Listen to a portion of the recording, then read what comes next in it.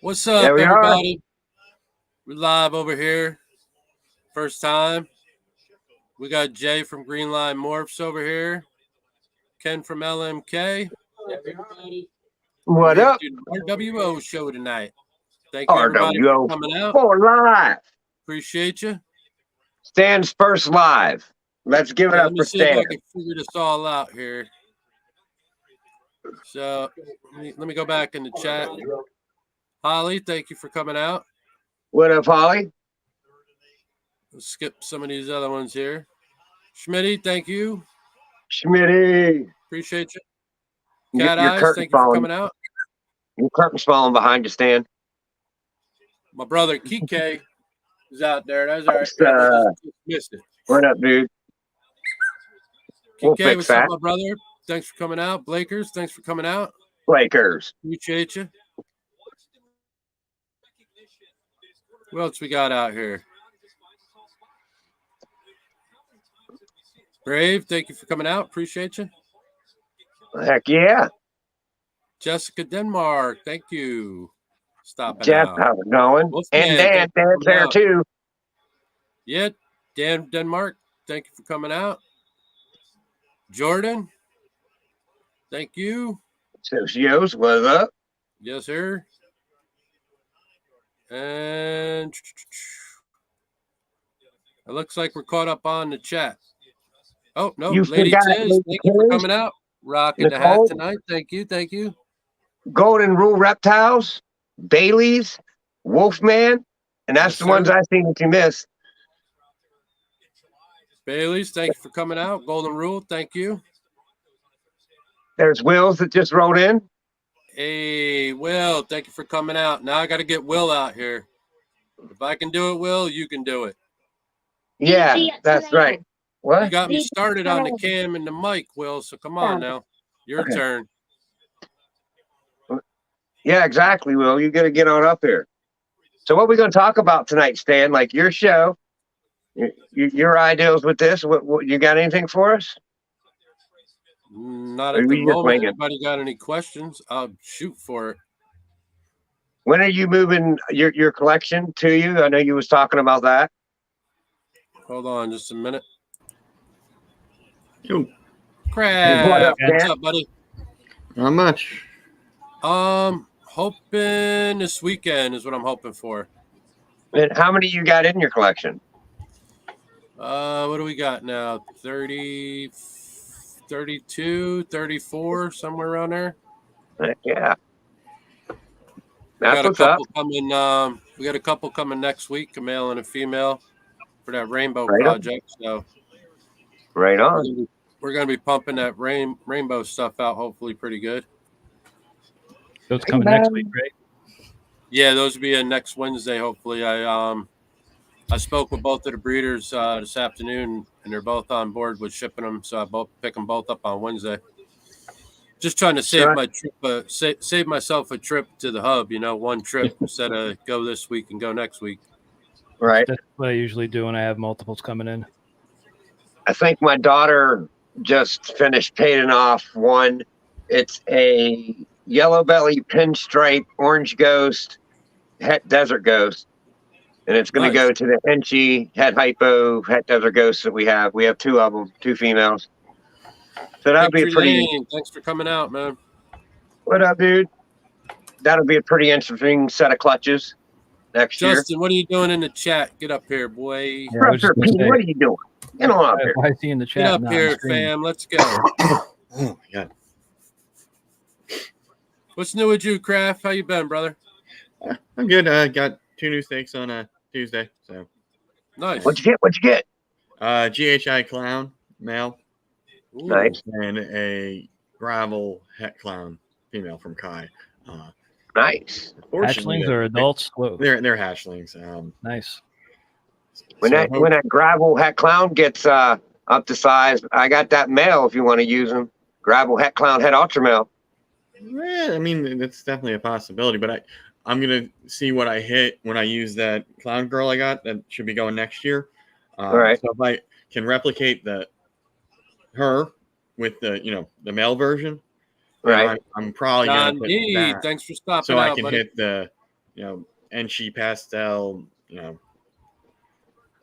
highway clown. You something already like that. know. Hold Right. up. But I Hold mean, up. things might change. I wanted gravel separate. So And Here we they are. got What? the What? family up in here. Hey, everybody. What the?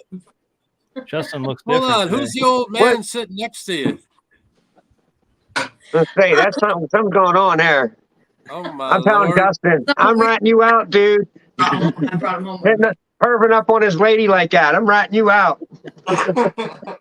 Better back away from them snakes. What up, dude? I was like, let's play around with this for a second. You old perv. It's October, almost Friday the 13th. Why not? Yeah. In case Well, I nobody mean- knows, that's Pressure Pythons down there. We got Justin and Alex down there. What's up, everybody? October 31st is a Tuesday, so that Tuesday show, it's going to be an open panel, but you got to be in costume to come up. If you come up and you're not in costume, I'm kicking you out. Come on. It's a costume party.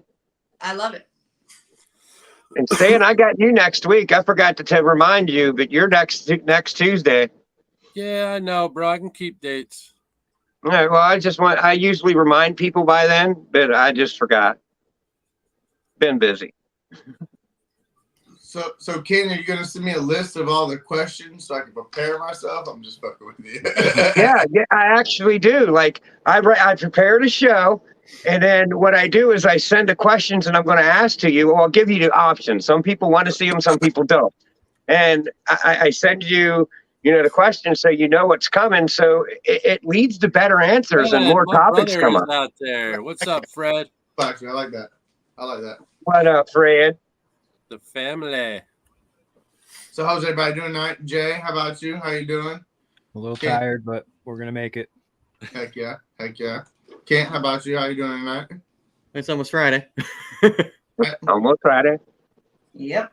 Stan, I talked to you all day, Heard that. so I'm pretty sure you're doing good, right? Yeah, we're hanging in there, my brother. Thanks, man. Heck yeah. Much love, my man. Much love. You already know. Always. So Alex, how's your week going? Good.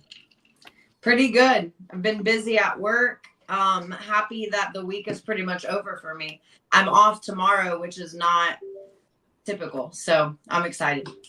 Nice. Hell yeah. I see you guys posted those nice pretty geckos you guys got over there. Yeah. I decided to put them on the page because they don't get as much, as much love on the page. So I had to put them on there and show them Wanted off. to give them a little clout. Yep. They deserve it too. Yes.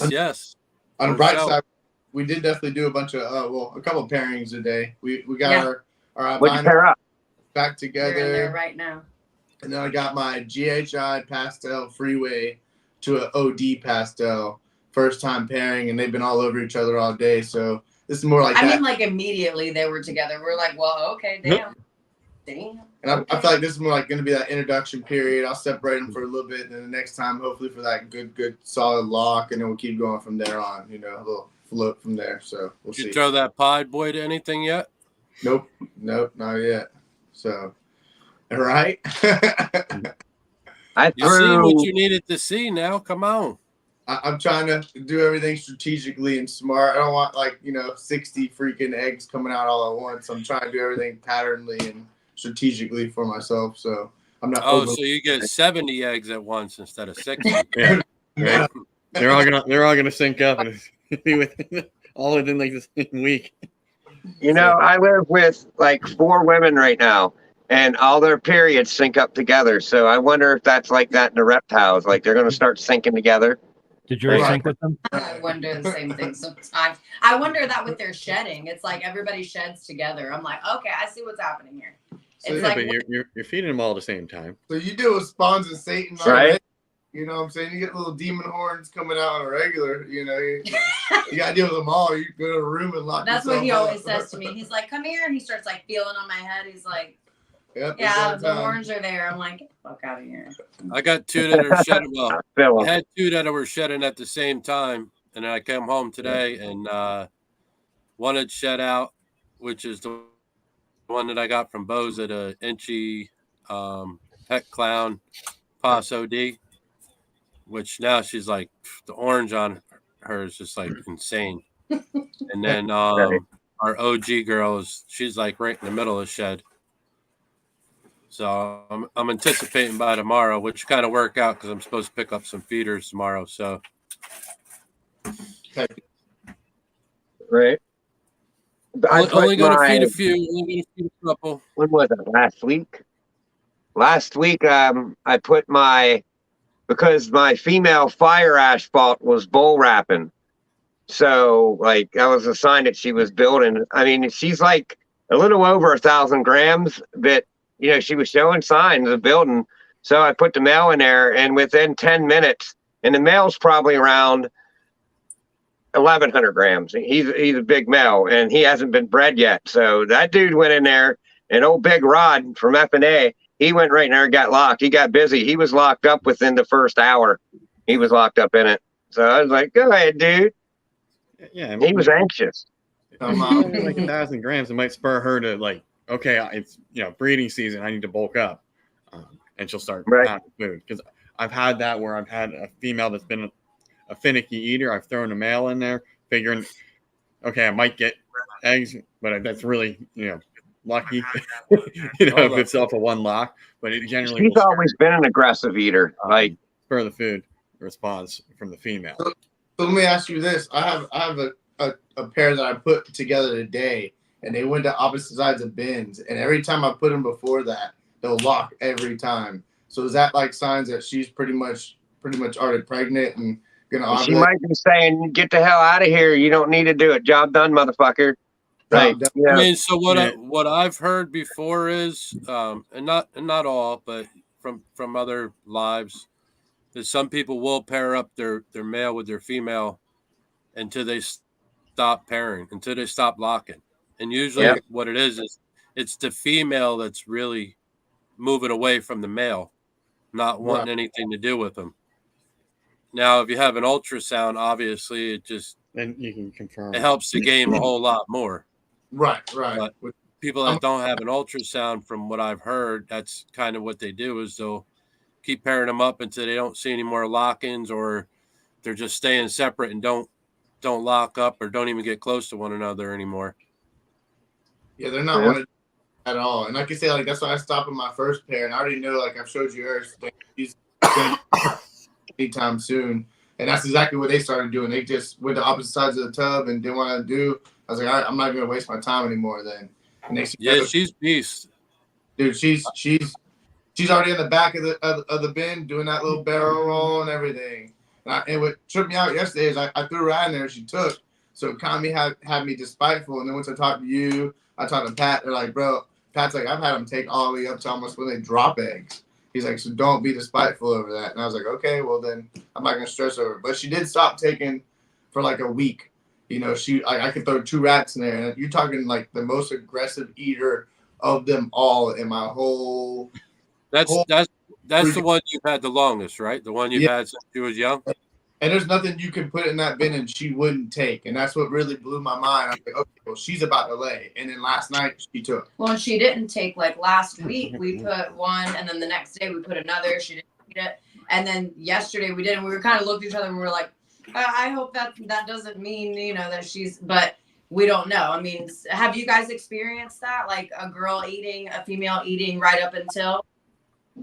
I had a surprise clutch the first year I bought a breeder female, and I didn't pair her anything, and she ate up to like the last, I want to say 2-3 weeks before she laid. Okay. And, I mean, she was slamming mediums on a weekly. So right. This last clutch, it was 5 weeks. Like one was 8 weeks, one was 4 months. My first clutch, it was a surprise clutch. Like that girl didn't eat for 4 months. Like I didn't know what was going on. She looked like she reabsorbed. I was like, I don't know what's going on. Then all of a sudden she had eggs, and I was like, holy shit. And then my second one was like 2 months, and then the last one was like 5 weeks. Okay. They only got 3 clutches, so I don't got much experience in that. But right. But for me, I figured out that I have my champagne pastel male, he will go off of food like once it's time to start breeding, and once a female ovulates, he'll go back on food. It's the weirdest thing timing wise. Yeah. But I had 2 girls that I thought were gonna lay because they were huge, and they had gone back on food, but then we're a couple months later and they reabsorb. So try again. And that's what I'm worried about is her reabsorbing. That's kind of like what my scarce is with her. But she also, it's a 15-year-old girl. This is her first lock, so she's got age on her on top of that I'm pushing and putting this combo together. So we'll see what I get on the outcome. It's just playing time game and waiting and seeing. My next big buy is definitely going to be ultrasound, so I don't have to worry about this. Yeah, I'm Definitely patience is key. leaning Definitely. towards that because I'm awful at palpating. Like I would need somebody that's good at it to show me, and then in the same room rather than watch a video because it's like, yeah, okay, I felt something maybe. Right.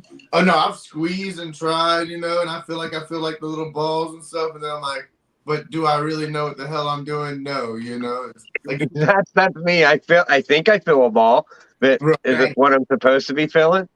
Right. Exactly. I mean, I only felt that one time, and it was last year. It was after I was like, oh man, this girl, reabsorbed.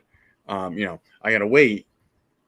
Well, it turned out that I caught her while she still had follicles, and just by introducing the male more, then she went for me this year. So it was kind of interesting. She took forever though. So I feel like this was doing. She's taking a while and doing patiently, but everything with her is giving me all the signs. But now it's like scarce because I'm worried that she's gonna reabsorb because I'm like, well, I got everything. What was your last lock on her, Justin?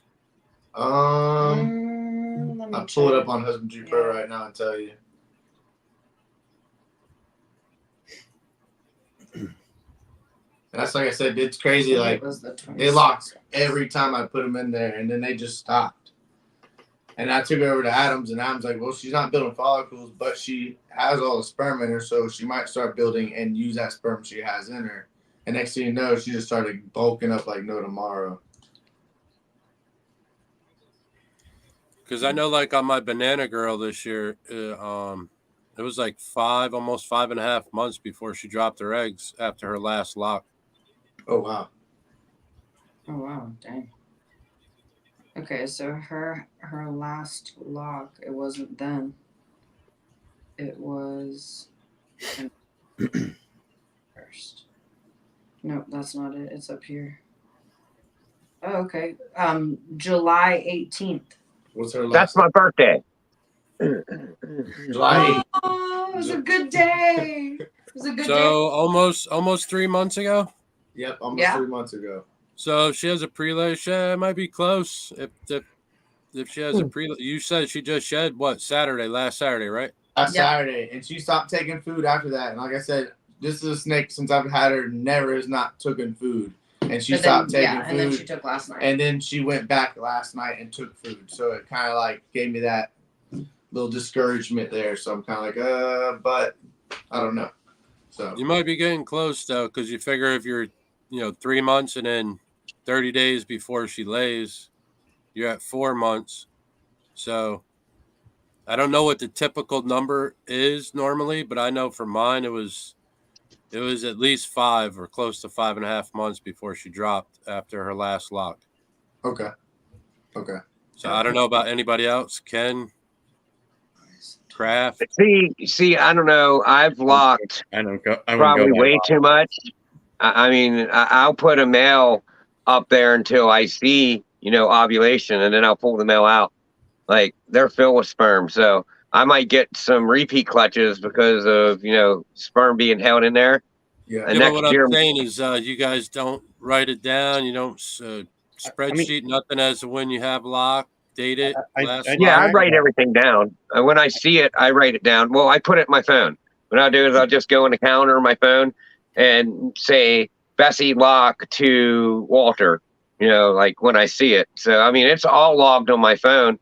Yeah, but that's what I'm saying. From your last lock until the time she dropped, roughly how long was it? Is what I'm saying.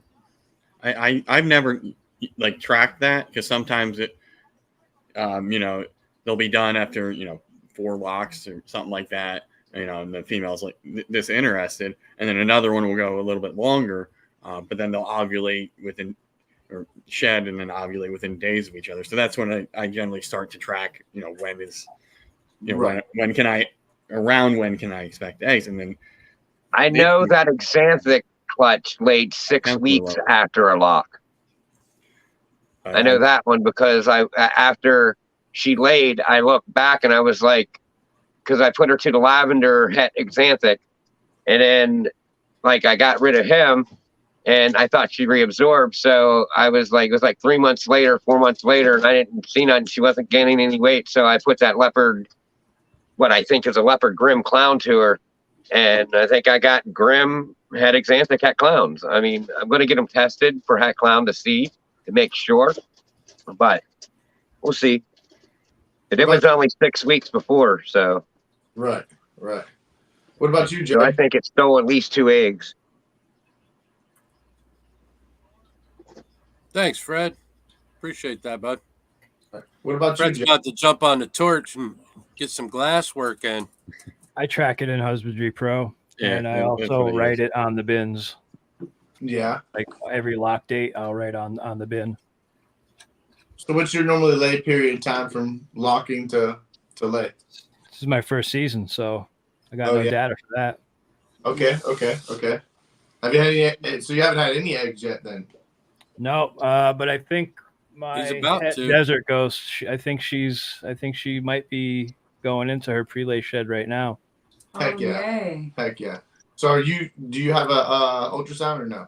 No, No. I'm probably gonna buy one for Christmas. Yeah. That's kind of Well, it what makes me feel good. All of us in here don't have an ultrasound. Nice. Yeah, I got a table over there with a spot for it, so right. might as well buy it and put it there. I'm sure I'll figure out a place for it when I get it, but it's. I want to hit that coming. Black Friday sale or that little Amazon, sell one day where I could save at least Prime a couple Day or Prime Day, at something. least save a couple bucks, Come on. I think I'm gonna go straight to the company Contec or whatever it's called. Yeah. Yeah. Yeah, that's what I'm Justin, doing. did you say you guys have a QR gun or no? Yeah, I haven't hooked it up to my computer yet, but Okay.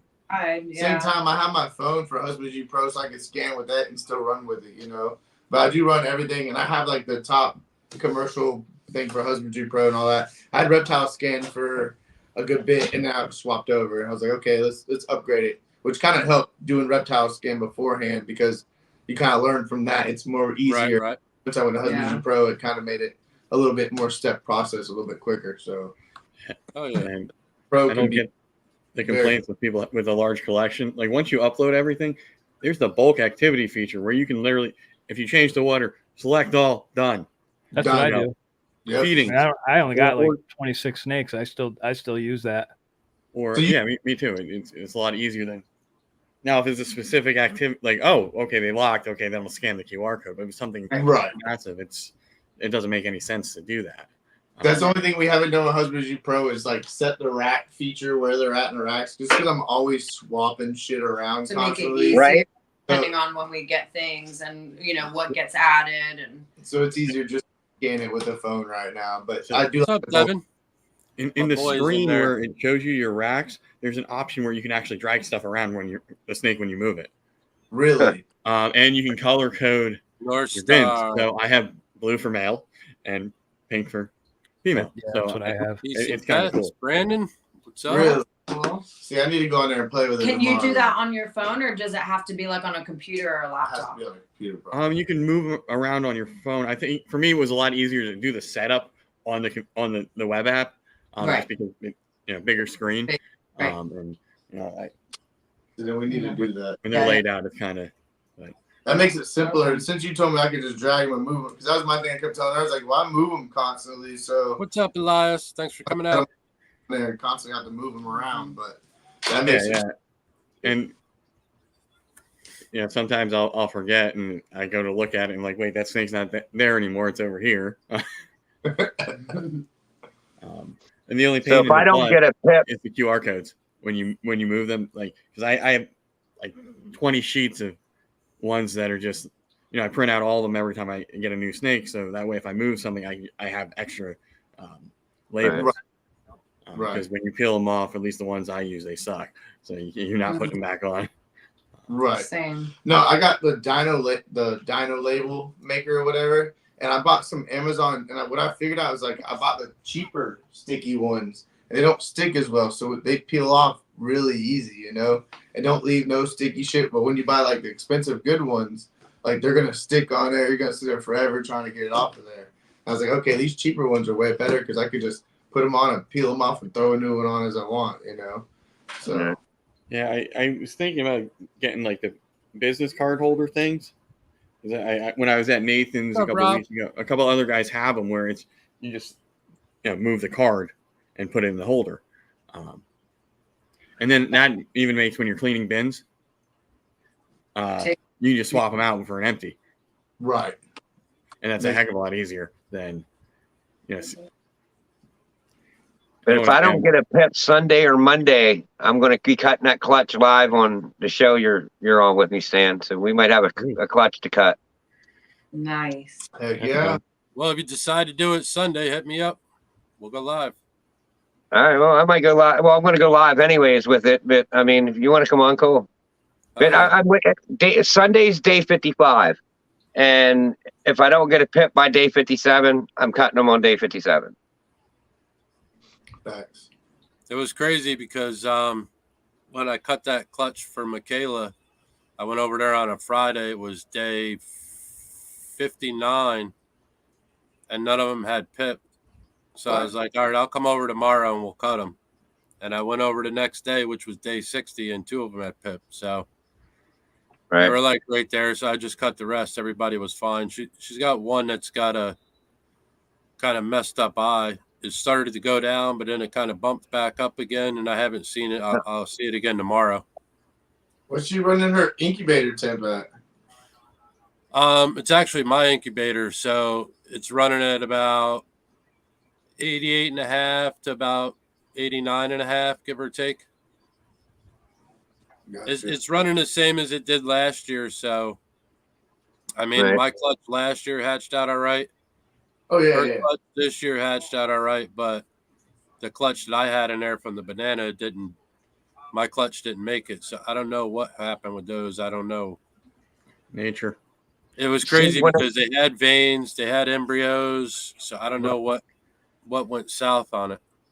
Yeah, sometimes they just fail to thrive. I mean, I had that happen with one clutch. I lost like 4 eggs. I mean, it's a bummer, but that just makes me strive harder to do it better next year, next time, And you just got to account for everything that you can account for, right? So you make sure your incubator is running at the right temperature. It's got airflow. Your egg boxes are the right setup, that sort of thing. And you're racking right temperature. Well, we're about to have a little bit better incubator, hopefully, here in the future. I check everything with my temp gun, and like I set it that when Jay sent me that VE, I set it at 88.5 where the other one was, and it was reading a little low. It was only reading 87 degrees. So I actually had to turn it up to 90.5 to get the inside temperature of my box at 88.5. Yeah. So Alex, I put it on the heat tape. The heat tapes look like 91 degrees, but the inside the box is you could have done 85 and 89. Alex, you see Holly's message in the chat? Yep, I was just about to respond. I will do it, Holly. I will. I'll reach out to you right now, actually. Yeah, it's it's some trial and error. So you set it, on the low end, let it, power up, heat up, and then check the, where the heat tape is on the bin itself, right on. Yep. The bottom of not this where your substrate is, because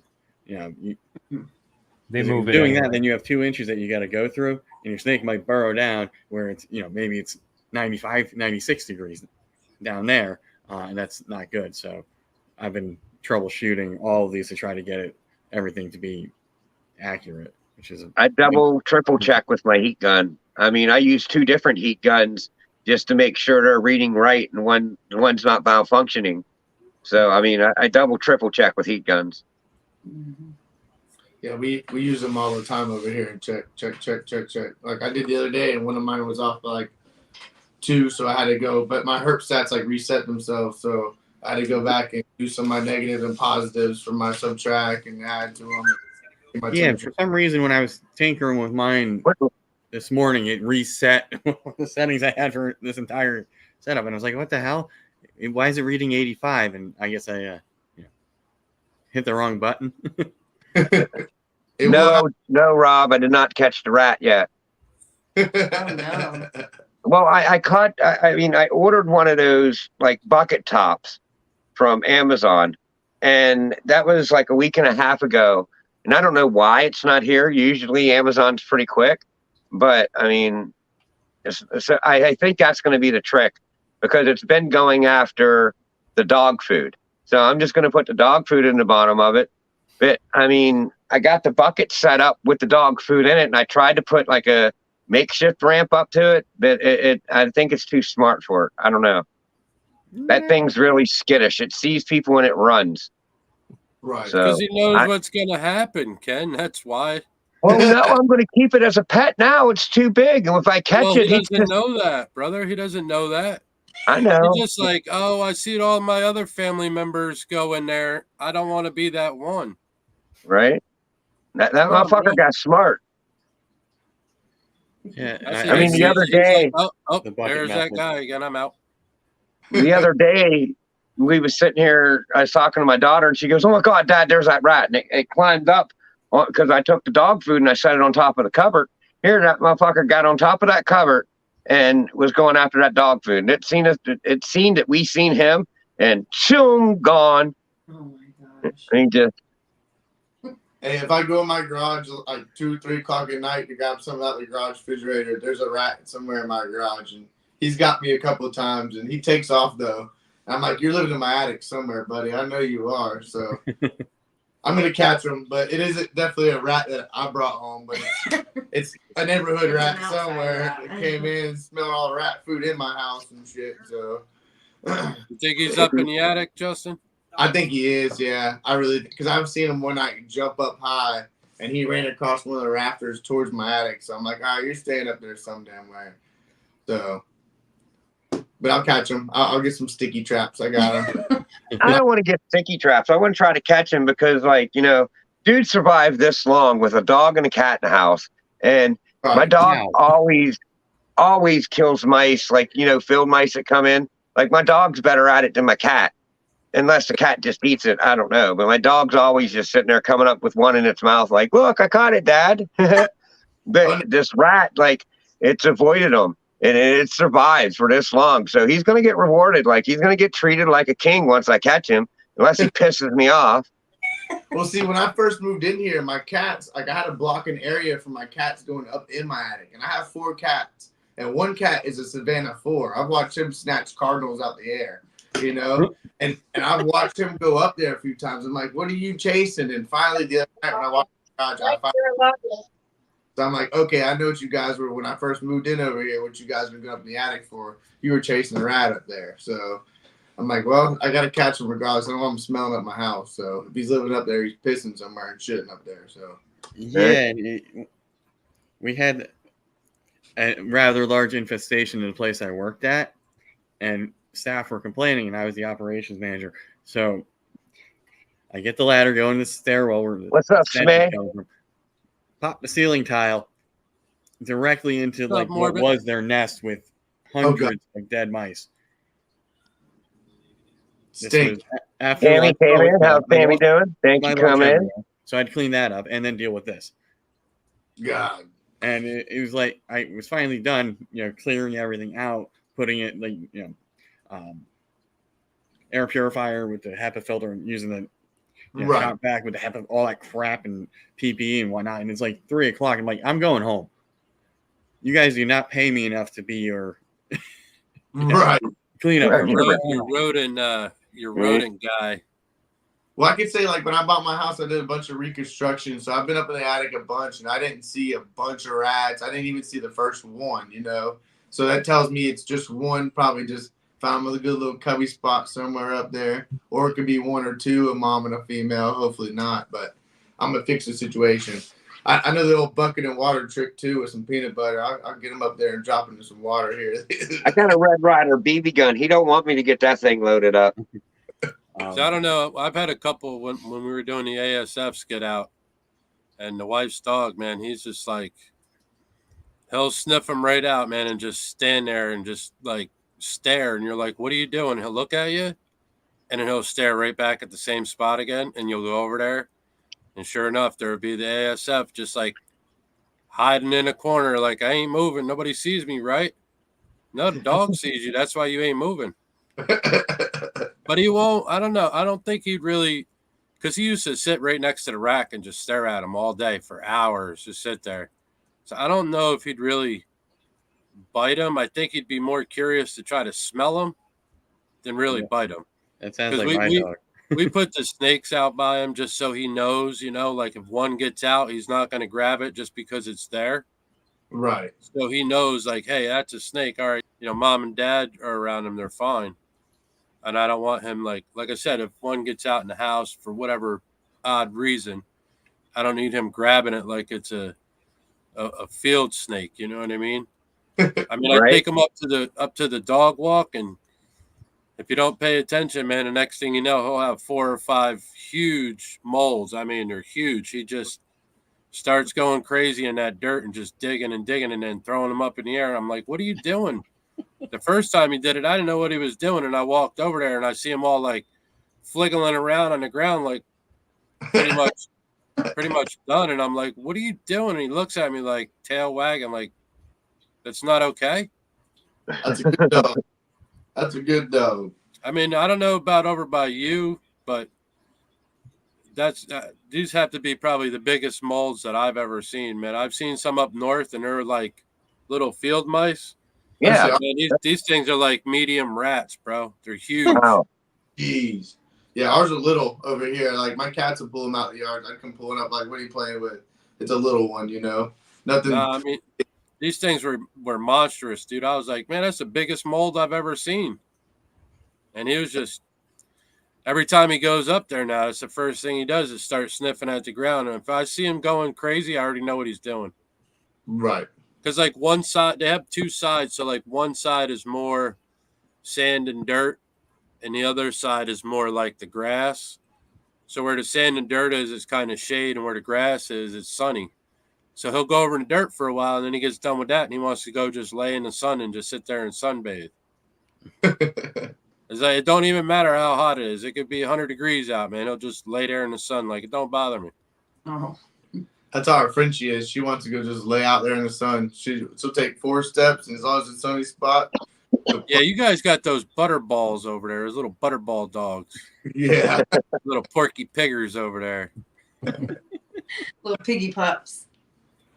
Man, those things are awesome. My wife kept talking about your dogs all the way home. It's like, the little thing just ran right by him. Like, all they wanted to do was come see us. Yeah. Yeah, she loved whenever Ben, the English bulldog, when he was running at her, he like snorts when he runs. He's like, Yep. And she's like, oh my gosh. She thought it was so funny. He's so sweet. That's my freaking Big sweet boy. He just wants all that extra loving. That's Yep. it. That's it. Belly rubs. Yep. Everything. That's all he He wants. stood there the whole time, like, keep itching my chest. I love it. Keep going.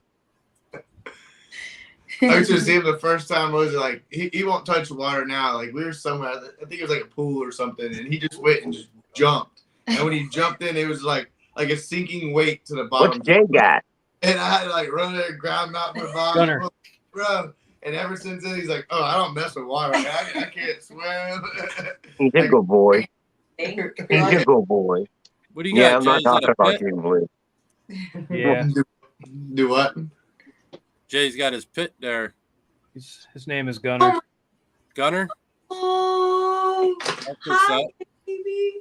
Oh, I said he's a good boy, and my dog comes running up. I wasn't talking about you, but it's all right. You can come I here. don't know, gosh, look Well, at get up here. Come on. Get up here. Come on. Get I all the don't way know up where here. my Come on. guy is. Where is he, look man? at him. Hey, old lazy bones. I don't know where he's at. Oh my gosh, look at all these. Where's my kiss bell? Wait, maybe I should grab one. Well, you better get the Everyone got their small one dogs because you up. ain't picking up Butterball. No, I'm gonna knock all these snake racks over. It's gonna be a disaster if I try to pick it up. Where you at, Copy? You good boys. You good boys. Hey, get Callie. She's the only one we Alright. can lift up. Say hi. Jeez, I'm the only one without the Bye, dog. bye. All right. Kent, you got to get a dog now. No, I have the dog. She's sleeping somewhere. Normally she's Oh. sitting next to me because she wants attention because she knows I'm ignoring her. It's Frenchie. Oh, Look Oh, at that him. little porker. Look at him. Hey, that one's tiny, Jay. Yeah, and she's She heavy. ain't picking up the other one. It's like almost 30 pounds. What's up, Billy? She's like, what's happening? Oh, look, Ben's like, what about me? Me next. Yeah, right. Me now. Ow. It's like, no, I need a small forklift to pick him up. Yeah. Exactly. Me trying to put At him in least a hand cart or something. It's like, Oh my geez. gosh. I ain't gonna tell no lie. He's definitely a healthy boy. Yeah, Oh yeah. too healthy. He's Well, she's actually good on his diet. Like every time we take him to a vet, or like he's not fat. Like we see a lot of English bulldogs that are actually fat, but like we are strict on scooping, measuring his food. I mean, he was everything. born fat, so he's like fat. But I always try to, I gauge it. I just look at him and I'm like, okay, you could maybe use a little less, or like you could use a little more. I try to keep him like, in the same range. So now I can look at him and see. I mean, he is my son. That's how Gunner Yeah, is. Kike, you know it, brother. Reptiles and puppies. Yep, reptiles and pups. Yeah. I get yelled at a couple of years ago the first time I took Stella to the vet because the way I trained her to get her to like me was to food for everything. So she was a Howdy, fudge ball. people. What's up, Jeremy and Holly? Thanks for coming out, guys. Jolly, what's up? Hey, Tammy. Middle of Jeremy and Daytona. He's a pretty cool cat. Yeah, Jolly's getting the old rodent breeding going on now, boy. He's all Hell yeah. Yeah, I think they, based on or at least the story I heard about when they moved out there, the issues like they have to.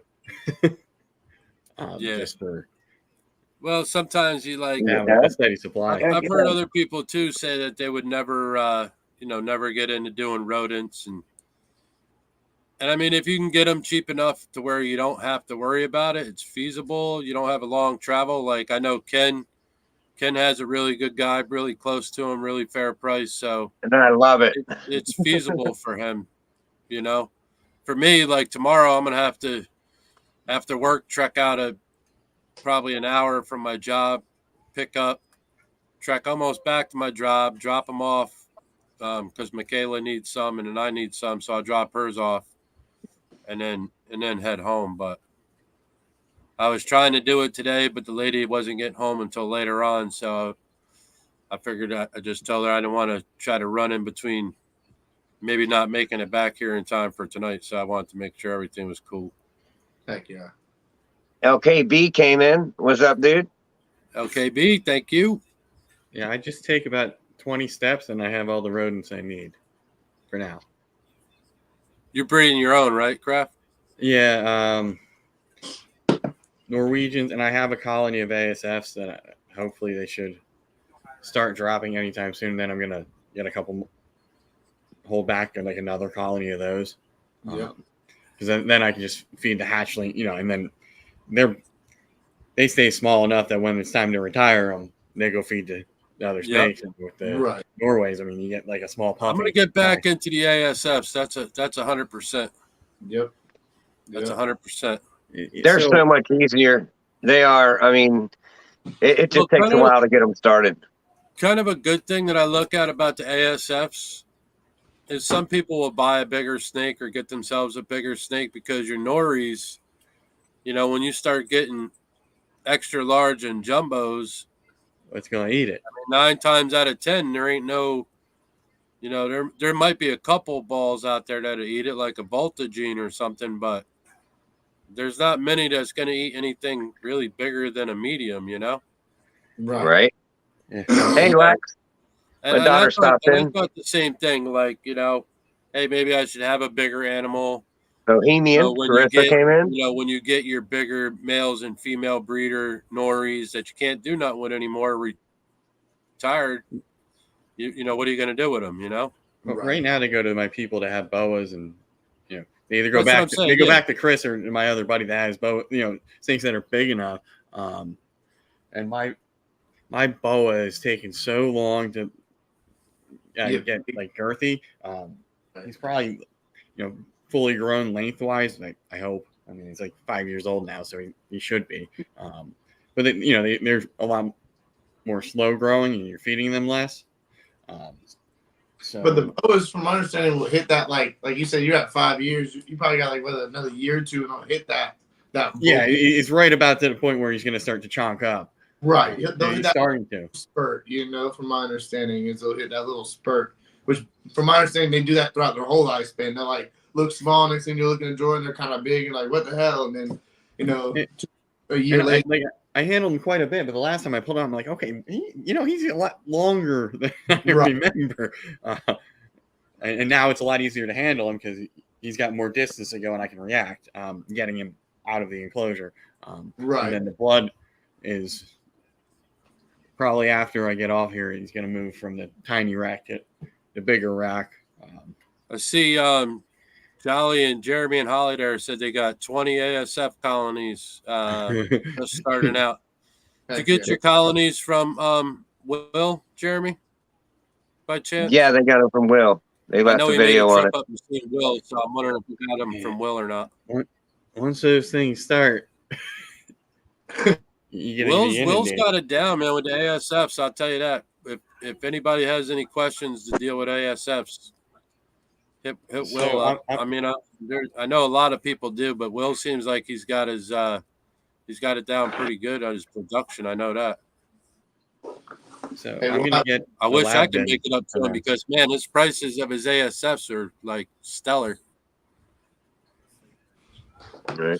I've already going soon, Stan. Before you know it, we'll have a whole bunch rolling. Come on. Yeah, man. I'll show you my rack so you can see it. Once you see it, you'll be like, it's so nice and easy to clean, really, if you're making your own racks because it's nice and smooth. You just wipe it down with a wet rag real fast. And pretty much when you get done doing the tubs or as you're doing the tubs, you just wipe it down and it's clean. And it's nice because it's white, so you can always see when it's starting to get a little dusty, too. So that's when you know it's time to give it a nice polish. Oh, yeah. Yeah, so I think my next build is going to be the lab bins. And then I'm going to I have a wire, pantry shelf or whatever, use that, or build something where I can slide them in. Well, I used PVC trim, the smooth stuff craft. Yeah. And then I used pretty much all the same size, but then for where you slide your tubs in and out, I took that and just ripped it straight in half. And those are the pieces that screw on underneath to hold your tub from falling down. So they kind of wider, pretty much, that are holding your tub down, or do you rip them in half and put them together? No. So the ones that, so I'll say the legs that are on the outside, which are the wider stuff, I took that and ripped it down in half. Okay. And that's what I use as more or less the lip inside so the tote can slide right along on it. Okay. And then obviously I got a 7 or 8 gallon water reservoir on the top. So what kind of lip is that? Was that like a 1/4 inch, 1/2 inch lip that you're giving it for that bin to sit on each side, or what? I think it's either 1/2 or 5/8. Okay. That's hell yeah, that's great. Yeah, it's about what sticks out on the tub. So if you measure the lip on the tub, however far that sticks out, that's about what the space is. So it's either 1/2 or 5/8. Heck yeah, that's a good lip. There you go. It's gonna. I mean, I've never had any of the tubs fall off the lips hanging there. So, and I mean they're ASF, so they don't get super heavy like a Nori does. But I still wanted it sturdy. You know what I mean? So I didn't have to worry about that. Right. And I got a couple chew outs in the beginning, and I learned real quick how to fix that. It's just pretty much use your wire that you have on the top. I just make lips on the front and back of the tote, and then I just drill it and I wire it onto the inside of the tote. And it actually helps the baby ASFs actually come up and get the food from the top as well, because they can climb right up the wire and still not get out, still not chew out anywhere. That's kind of And it helps them too, like the little ones can get up and not have to be a little bit bigger than a hopper, I'll say, to actually climb up the wire to get to the water nipple and actually get a drink without constantly. Because I mean, if they'll constantly nurse off the mom, from what I've seen. I mean, even when they're drinking water, I've seen them still nursing off the mom, and it's like, what are you guys doing? Like, all right, time for you to come out. Yeah, once they see eyes open, it's okay. Into the grow out bin. Yeah, I don't know. I'm kind of with that, but I kind of like to really let them start seeing them run around a little bit on their own and chomping on some carrot or some food on their own. Then I'm kind of like, okay. Yeah, and if I see that, like, you know, if they're not like going off on their own, then they're going to get fed off, unfortunately. Like, yeah, I mean, I've had a couple where they looked like they were, I guess you'd want to call them runts, and we've had a couple where the wife really liked them, so she's kept them, you know, until they kind of lived out. Some that had like little pigtails, they were curled up like a little pigtail on the end. So she was like too cute to give it away to one of those snakes, so I'm keeping it. I was like, all right. You're gonna be like Patrick over there with a bunch of pet rats running around. No, I ain't trying to have no pet rat. I don't need no nuts hitting me in my chin, rubbing on my neck. I ain't gonna lie though, he trains him pretty good. I'm not gonna lie, man. Oh, that rat's awesome. He's got him trained good. His dog hangs out with him. Patrick can train him pretty good, man. I'm not gonna lie. I've been over there a couple of times with him where he's messing with him. That rat is awesome, actually. And he'll even like go in there and start talking to it, and it'll come out of its little bed and like come running up to him. It's wicked. It's wicked. I'm surprised you ain't had little Ratatouille out on the boat with him by now. Oh my god, that would go viral. Sitting on the console. Yeah, right in front of the steering wheel, just chilling. That's fish bait, right? That's funny. Hey, no fish bait. Don't tell Patrick that, man. I'm catching a tarpon with that. Come on. Hey. I bet you it would be pretty decent fish bait. You throw Nice like big yellowfin. At least if you get a nice big yellowfin tuna, you get your money back. shit around here. You throw something like that in the water, you're gonna have a little gator pop up and it's gone.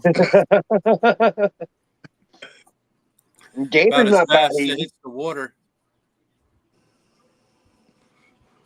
Especially by me in the river, and you get it like Pottsburg Creek and shit, man. They're full in there. They're full in there. So Over at the shop, they just pulled an 8-footer out of the little back pond that's there. It's like I don't know. I guess it's like a drainage pond from the main road, and it's behind the bowling alley out there in Putnam County, Justin. Yep. And they pulled like a pretty nice 8-footer out of there, pretty recent, like a couple weeks ago. But Putnam, you're talking Palaka. There's some gators out there now. There's some bees. You know? Man. When I was out there on Dead Lake, I guess like the one guy has caught like the biggest gator out there like almost every year for like the last 5 years. Yep.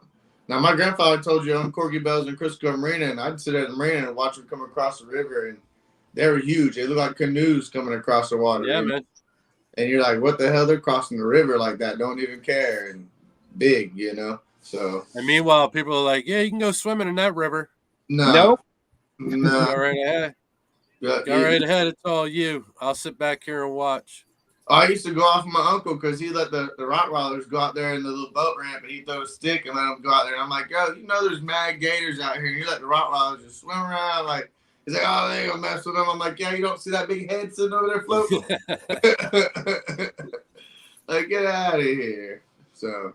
You got to be pretty brave, man, to be jumping in some water down here. I ain't gonna lie. Like, I do some crazy shit, but I ain't that brave. I ain't jumping in no gator-infested water. The springs are nice, but I've seen videos of people kayaking down the springs, and there would be gators hanging out on a tree, right there on the river as you're going down the springs. And I'll tell you, like, Ken, they won't really, like, trust me. Like, I've gotten in my grandfather's canal. They're full of them in there, and I've cleaned the bottom of the boat and shit like that. Like, if it ain't mating season, they're gonna run from you 9 times out of 10. Don't get it wrong. But if it's mating season, you hear them over there croaking. Don't get your ass in the water, you know. But like I grew up around here, so I've been wake fishing, gigging at nighttime turn your head, flashlight over, you see eyeball. 9 times out of 10, you get close to them, they're gonna haul ass away from you. You know, it's kind of funny, but don't get it wrong. Don't underestimate it. You have drunk people like somebody in my grandfather's canal, like there were a couple that got married and decided to go swimming in the canal in the middle of the night after they got married, and motherfuckers didn't come out the canal. You know, how he drunk as shit in the canal, swimming in the middle of the night. You know, with a bunch of gators. You just asking for it. So No, I ain't that dumb. I definitely ain't that guy. Believe me. Be smart with the situation. Pretty much, be smart. So. No, heck, wasn't there a report like that a gator just like had an 80-year or a 40-year-old woman's torso in its mouth down there? Like not long ago.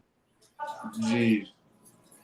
That's wicked. I mean, it was someone reported on it, like it was on someone's podcast. I don't know, but the guy was like out walking his dog, and there was a gator sitting there with a torso in its mouth. Oh, that was last week or the week before. Yeah, that was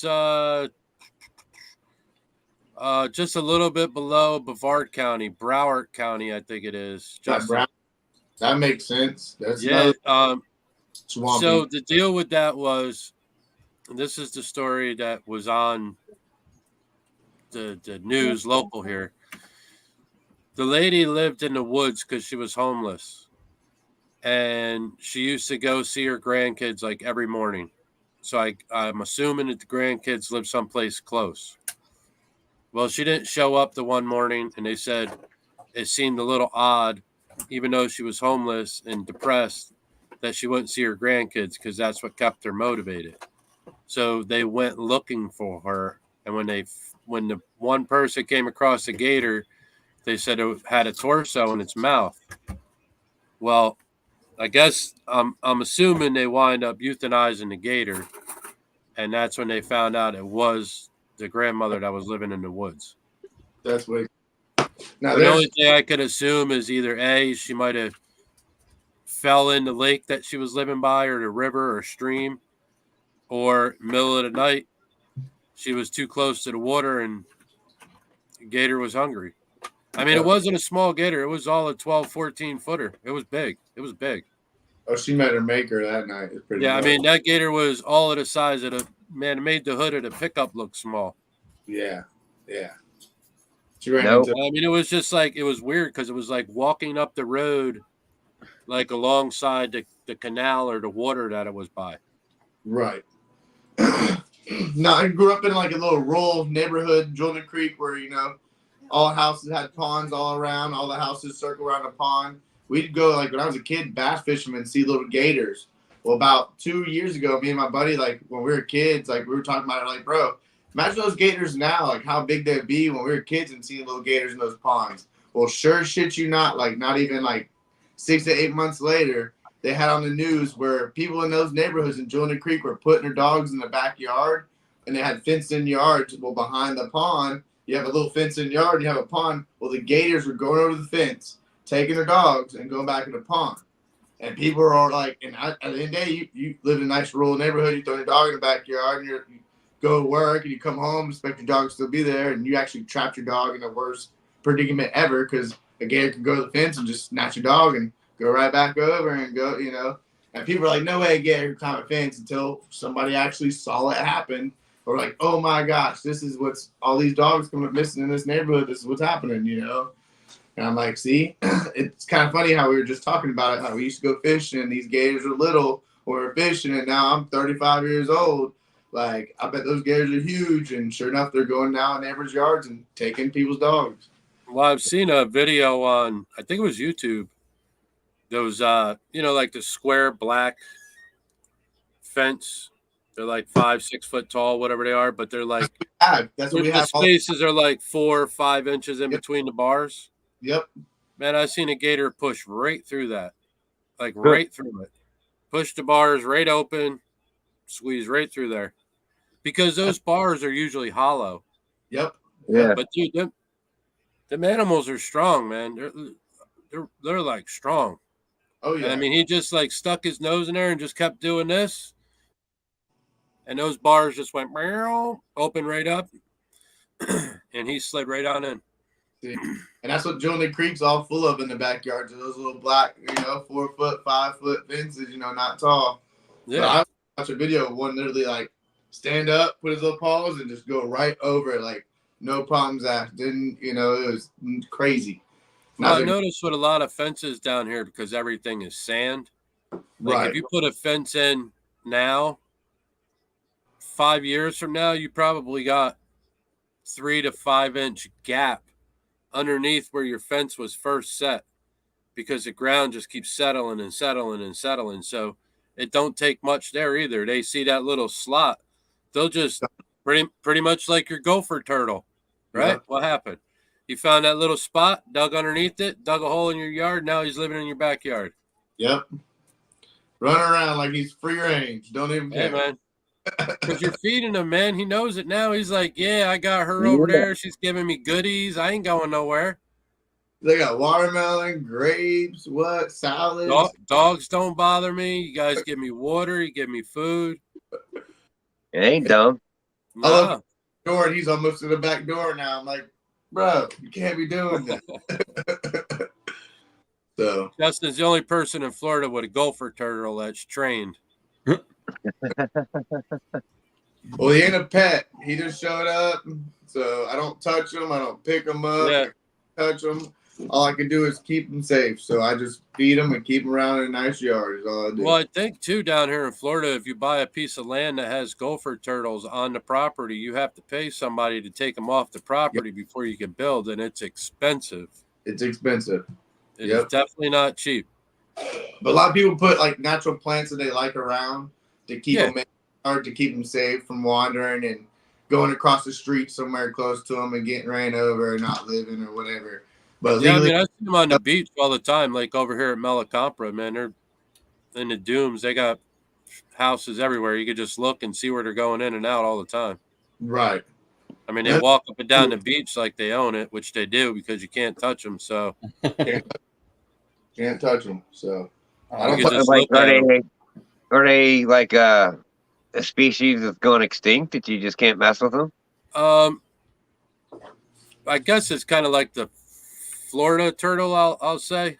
So you're really not supposed to mess with them. Kind of like we have sandhill cranes down here too, and they're gorgeous looking. But same thing, you can't touch them.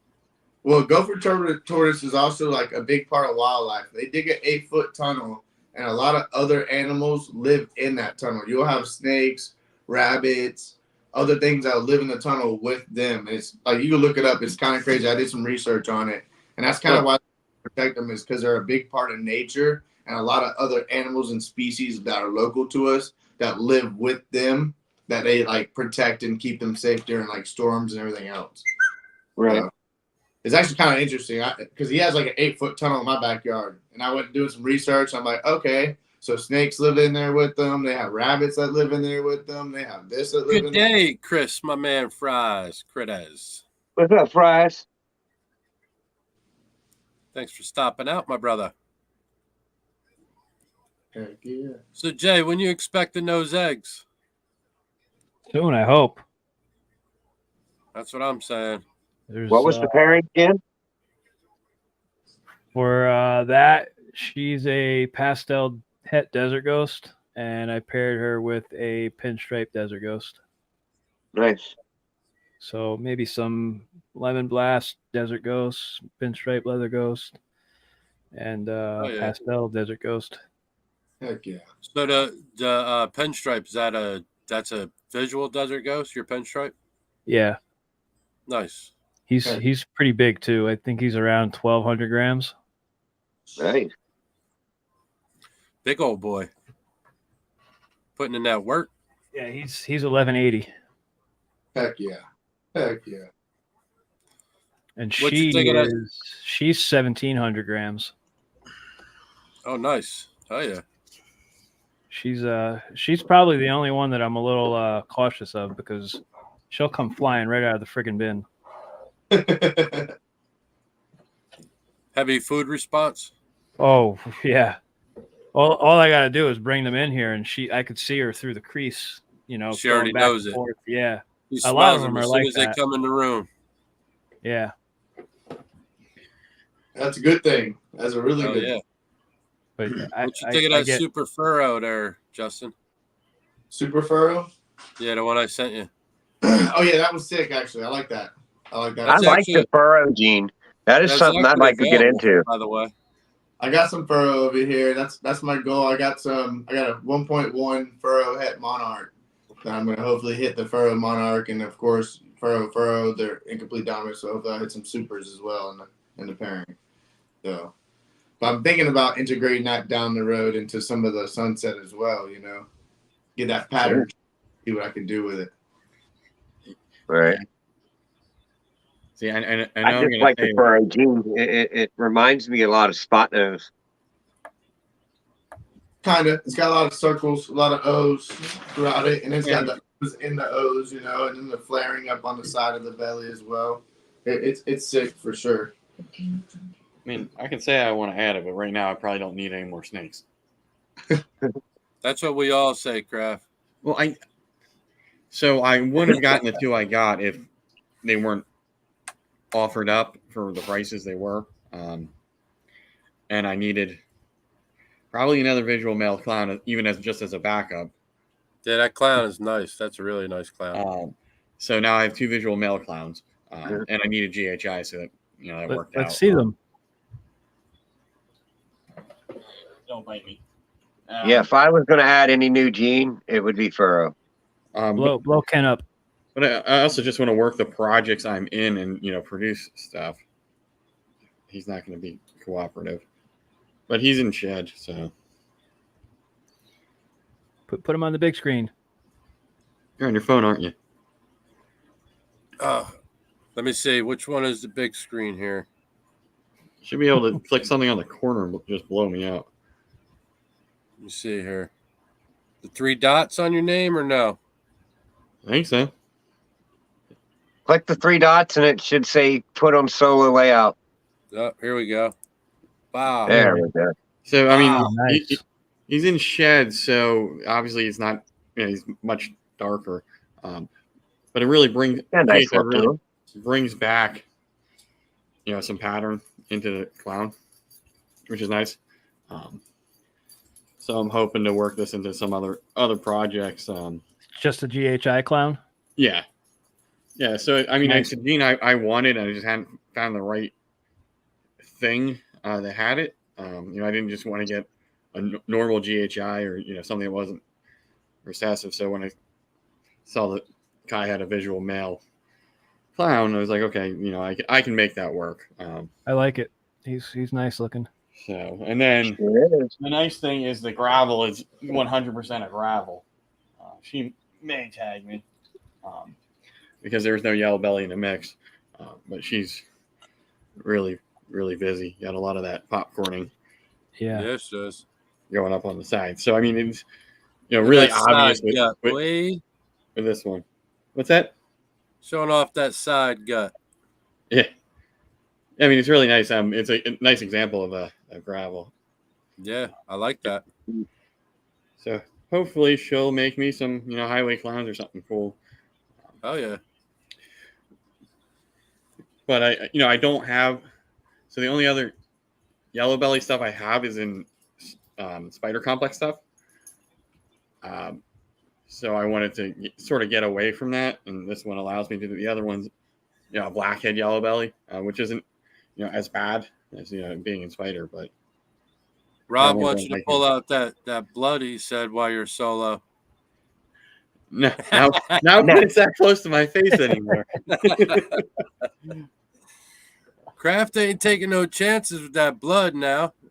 He already got tore up once, twice, He hears that 4 times. name. He says, "What's up, Blatka?" Blood. What's up, Logan? Yeah, Thanks that thing for wants blood. That thing for sure wants blood. I'll go get one of my gravels. I mean, one of the issues, if I'm holding it right here, it can get me almost anywhere that's exposed if I'm, not showing it off, or I put myself at like at a distance where I can actually hold him out away from. Now, has she been like that ever since you got her, Kent? It's weird. Sometimes it's a good handling session. Other times it wants absolutely nothing to do with it. So she's like hit and miss. One day you can, right, you can handle her, and the next day you can't. So like other snakes will sort of do that posture up thing. A blood python won't. You kind of have to read its head, and it can kind of come out of nowhere, where it just goes from like 6 to midnight. And he's only like that big, so I mean it's kind of hard to avoid it when he does decide to strike. It's just how do I get him back safely without him flying out of my hands? Because he's already launched himself off of one hand to bite me for the most part. So it's okay. But I see how Kevin sometimes McCurley trains his. He uses that fake hand, like rubber hand. What you got there, Ken? So it kind of this is my male like rival clown head ultra male. I mean, if I have something that I can target on, it's a little bit easier for me to handle. But once it gets locked on, like my heat, Nice. Yeah. okay, that's gonna sound. Back it up just a little bit, Ken. There you go. He's going in the shed. No, this is my male. Damn, he's a big old head ultra male. Pretty nice size male there. Yep. He's been doing some work. Give him kisses. Oh yeah, he's about to go in the shed. I see those blue eyes. Yeah, he's turned. He's all blued up. He's got some good markings on him. Oh yeah, that's sweet. This come from Marcel Mendez. Okay. Name drop. He looks like he's got pied tracks, but there's no. Marcel said he don't think that there's pied in him. Yeah, I mean it could just be, that gene doing it at work. You know what I mean? Well, it's got 2 hats. He's a double hat, so. Heck yeah. Well, he's cool. Usually this line, his dorsal stripe, it's more yellower. And since he's gone in shed, it kind of browns out in shed. But this boy went on food for like 4 months after he started breeding. He just recently went back on food. He's got 3 meals in him. Nice. Do you keep your males separate from your females, like in different part of the room? I got a male rack and a female rack. I mean, I have that too. They're right next to each other. They're next to each other, but I mean, I don't know. They're kind of in the same spot. Yeah, I might buy another thermostat and just throw all my males in it, like my bedroom or something like that, just to keep them so they're not smelling everything. What's that one? This is the furrow right here. The furrow, possibly het monarch, but I know what the pairing was, so it's. Show him that belly, Justin. And of course, you want to see that belly. Yeah, it's a little dirty. But all the O's, obviously, you can see all the circles, Yeah. circles. Pretty cool looking pattern. Yeah. Yeah, on the dorsal, that's unique. The head, when you see that neck pattern with all the O's there on both sides, like looking at it in person, it's kind of cool when you look down at it. Just 8 though. Looks like Cheerios. Yeah, it looks like little Cheerios, exactly. And like a dorsal pattern like that, that's also another reason why I wanted GHI, because I have some Mojave, and GHI Mojave looks cool as hell. I was just saying, black on furrow is super dark, man. It is like when you look at it, it is black. Oh yeah, it's black. Believe me, I've seen it in person. It's black. Yeah, it's black for sure. It's like Sharpie marker black. This gravel, this male, he's a little bit more darker than my female, but he's got head clown and head ultra male in him. Like when they sit next to each other, you could definitely see a difference between them. This is the one that just shut out today from Kike. Nice. Look at that. Look at it blushing. Yeah, I like that. I'd go get my female, but she's kind of bitchy. She's the one that I have the hissing videos on, the shorts of her hissing. She just don't like to be touched. Yeah, I only have like 2 that This like girl all right help me here copy. is a beast, bro. She just eats and eats and eats, bro. But she's like 2,500 grams. She's a big girl. So last week, this girl right here slammed a medium or a small and a wean. Nice. Wow. And then she was looking like the next day, looking at me like, "Yo, you got any more?" And it was funny because Kayla KK came said to in. me, he Hey, said, Kayla. "No, she eats like a beast." He goes, "She'll eat anything you give to her." I've been pulling like the new RO, like when me and RO talked, like now I kind of swapped up my feeding to now I'm doing like every 4 days. And if they want more than one rat, I'm going to give them another one, you know? It's kind of crazy. When I see you, Justin, I'll show you this video, this feeding video. Blow your mind, bro. Yeah. Blow your mind. But see, when you even see a female that's 1.5 years, that's like 2,000 grams, right? Because he feeds every 5 days. You know what I'm saying? Yeah. And what was it like? Justin with Canova was saying the other day, what like up to 800 grams. He does the same thing, feeding every 4 days. Well, I could tell you that this guy has a 7,000 gram female, and he feeds her 3 mediums. Wow. One right after the other. He said 3 mediums. And you got to think about it. Like, that's why I always have that little. And they don't look. You would think that they would look like blood pythons because of how much he says he's feeding, but they don't. They look thick, but they don't look overweight thick. You know what I mean? They just look healthy. I think that's a lot. What's that? I said I think that's a lot. I do too. I do agree with if you're feeding like smaller meals, every 4 or 5 days to up to a certain weight. Right. But I mean, at some point, if you're feeding, like I never feed anything larger than maybe a really small medium. If I just happen to miss one, or maybe I have a grow out colony and like I lose a male in one of my other ones, so I'll take the females and that are like medium size, and then I'll feed them off. But it takes so long for that snake to digest. It's like they could eat again because they're opportunistic, right? So they could eat again the following week, but I'll wait like 2 weeks.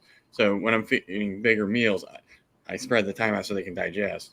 Right, and that's where I can say that again. I'm doing also ASFs. I'm not doing Norwegian, so like the size there is easy for me to keep feeding repeatedly, and it's not over too big of a rat or anything. And also, to me, ASF the nutrition. I mean, think about it. What do they say? Like a weaned ASF is as much nutrition as a small Norwegian.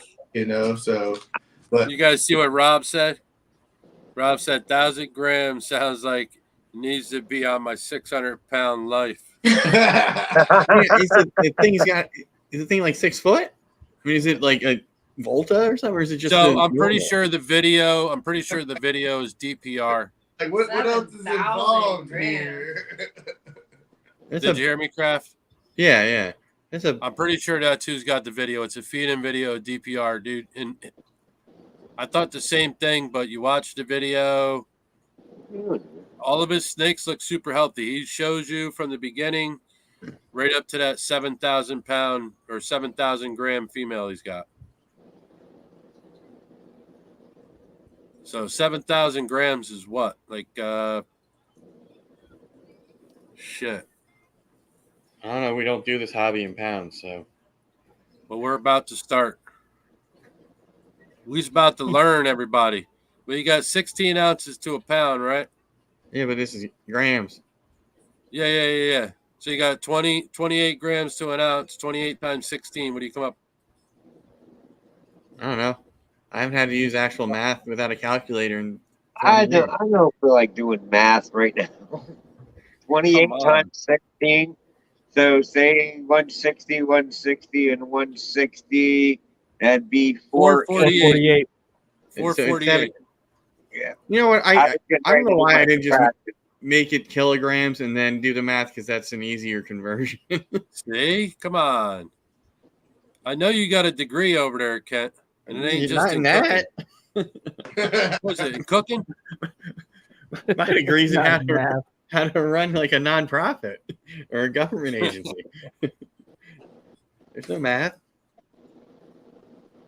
So I don't know. That's probably like It's like 15 pounds according based on what Rob said. So I'll trust that math. Give or take. It's like 2 point some odd whatever pounds per kilogram. My thing is how old is Dude. That's big. that's big. Like I have a 15-year-old girl that's like at maybe 3,000, not even. Yeah, I mean, my buddy's got like one that's like 4,000, and I think no. that You're looking at almost 15 pound snake. Gee. which for a ball python, that's huge. Yeah. And Right. I don't. Normally, And it's I'm like pretty 3 sure. pound. Don't hold me to it, but I'm pretty sure it's not a Volta gene either. There's something involved down the line with that one. Oh man. Oh, when you watch the video, I'm telling you, you'll be like, "What the hell?"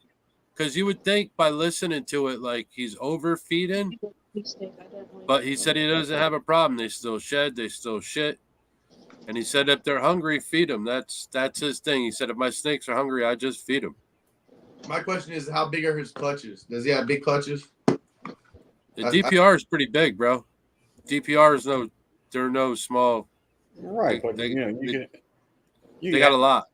You can have a huge snake that gives you a two egg clutch, and a tiny snake that's like gives you 8. So I mean, the size of a bigger female could potentially give you more eggs, but it's not Correct. like it really doesn't matter.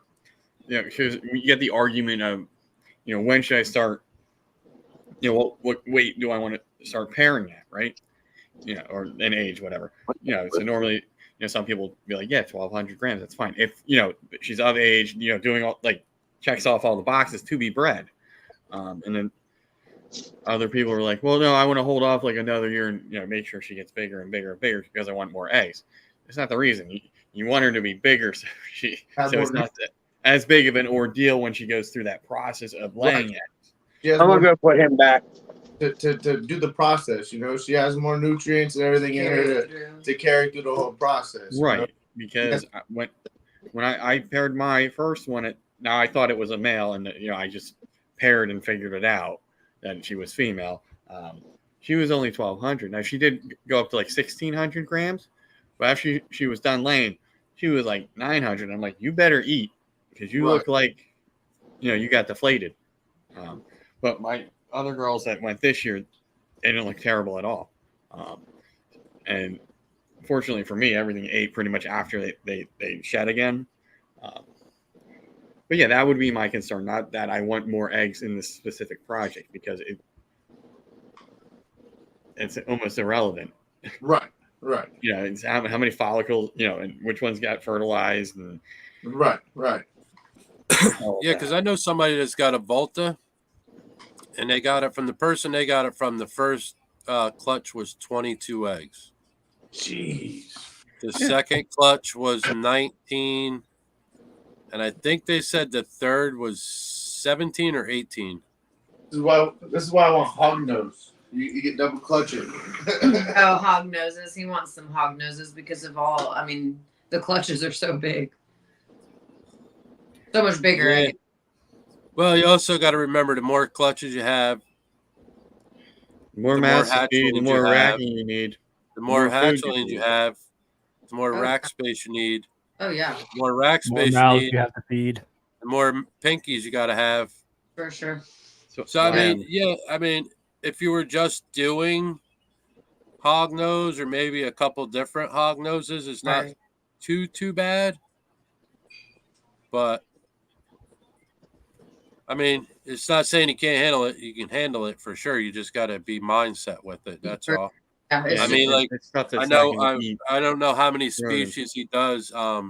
Kent probably knows better than I do. How many species does Chris do from BNS? Do you know? Like a lot. Well, I know 100. that. 100. Various boas, various pythons, bull snakes, pine snakes, balls, bloods. Maybe like 10. And I'm probably lumping a bunch of colubrids together. Yeah. But I would say at least 10. Because he's got various, boas, various pythons. Localities too. Yeah. Various localities of different things.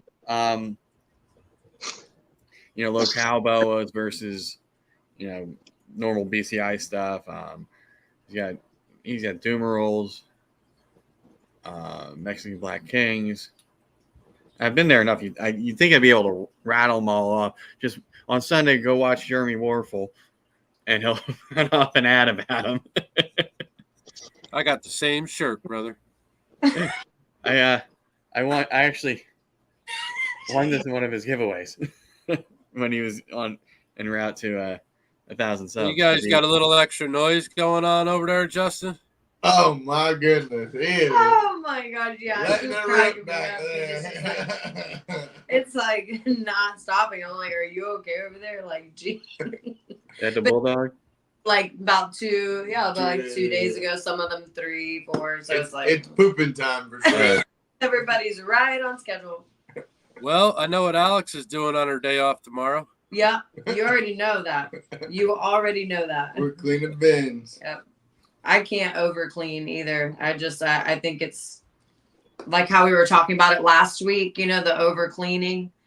It keeps popping up in my head. I'm like, are we over cleaning? I've even brought it up to him, but I also can't help myself because I also love animals in general, and I just want all my animals to be like comfortable, clean, So, but at the same time, talking about it last week, I'm kind of like, but is it not good for them as far as the RIs and like the potential breeding problems and things like that? But well, what my mentor told me is just don't use the chlorhexin every time. Like, right. Just don't worry about desterilising it every once a week. He said you could clean once a week, that's no issue. But just don't, sterilize it once a week.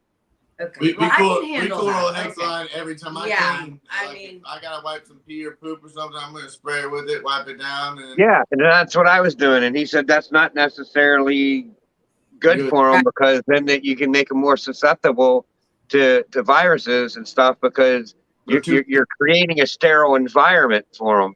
Right. And these aren't sterile animals. Well, I also think of the bins and I just also think of it staining, so that's part of why I want to clean it too, just right. kind of to make those last as long as they can. So, that's part of it. Yeah, think of it. It's like us as kids. Did our parents go tell us to go play in the mud puddle? And then you had the kids that didn't go play in the mud puddle. And they're sick all the time. They're sick all the time. And that's how I thought of it. I was like, oh, well, damn, shit. I'm going to get my snake sick. Yeah, now, I mean, like a bubble boy, little bubble child. I don't know if this is just what, my mentor has told me. I mean, I didn't research this to see that if there's any facts behind it. Right. But this is what he's been doing for 20 years.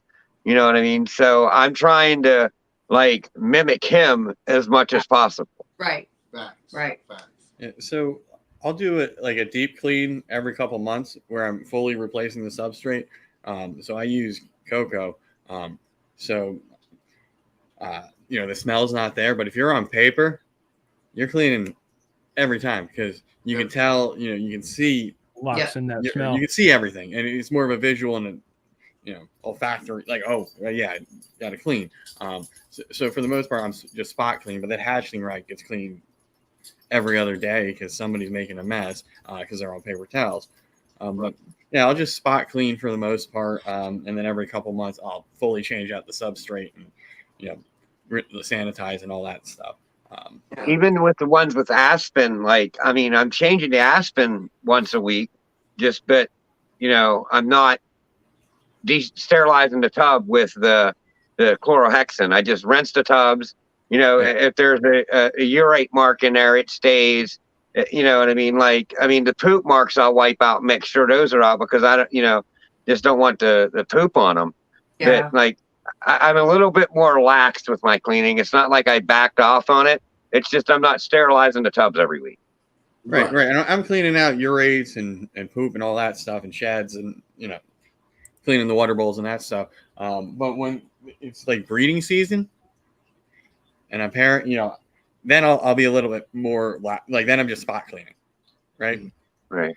And then after they lay, then I'll do the deep clean, get all all the smell and pheromones and all that jazz out. Right. Because I've noticed this with just about every single animal that I own. The second I clean that enclosure within a day, somebody's pooping in a water bowl, somebody's going to the bathroom. Mm-hmm. And it could be 1,700 grams to me is like plenty big enough. Sometimes it happens an hour after you clean. Yeah, it's like, really? Well, I wanted to make it smell like home. That's never fails. Like the day I clean, the next day I check, there's poop in there, like in 50% of them. Everywhere. Guarantee it. When I had my monitor, you pulling larva again? Yeah. It was like clockwork. Clean the enclosure, replace the water, poops in the water. I see you over there with your chopsticks. I know. I keep trying. I'm just trying to. Yeah, I am. I'm getting it for the bearded dragon, one of them, because he's awake still. His light's on, so I figured might as well give him a late night snack and then put him to bed. What's up, Paul? Paul, Mr. Large Barge, my man. You got some good ones getting on there tonight. That's awesome. We're having a bunch of people hop on there tonight. Yeah, man. Yeah, we got a good. I mean, I appreciate. I advertised the heck out of it, and people showed up. That's awesome. I appreciate all you. Yeah, I appreciate everybody coming out tonight. Appreciate it. I didn't think I'd have a good turnout, but I appreciate everybody. Yeah. Appreciate all the supporters. That's 100%. Come on. Smash that like. Hit that subscribe. Yeah. Make sure you are subscribing. Get his numbers up. That's what I'm doing this for. Tell a friend. And then, hey, Paul then never next told week, me. Did anybody find out? Did Paul win the wrestling match or did Kevin? I didn't hear. No, it's a draw. It's a draw. That's Paul's new nickname for me. It's a draw, Paul. And I think one of them was, I don't know which one, but one of them yelled like "fuck" when there was like 2 minutes left or something. Like that was Paul. Paul, he was out of gas. Hey, that takes it out of you. Like wrestling's Paul. Appreciate that. No, that's no joke. Like, I mean, you got to be in shape to do it. So I told 6 minutes to 7 minutes from high school to college was, oh my god, that extra minute. What's up? Paul said he won. He said it was me. No, that he said fuck. It's his story. He'll tell it. Oh, gotcha. Okay. So he said it was 6 minute rounds. Hey, that's tough. Okay, so that is tough. I used up all the F-bombs. What's up, Paul? For this show.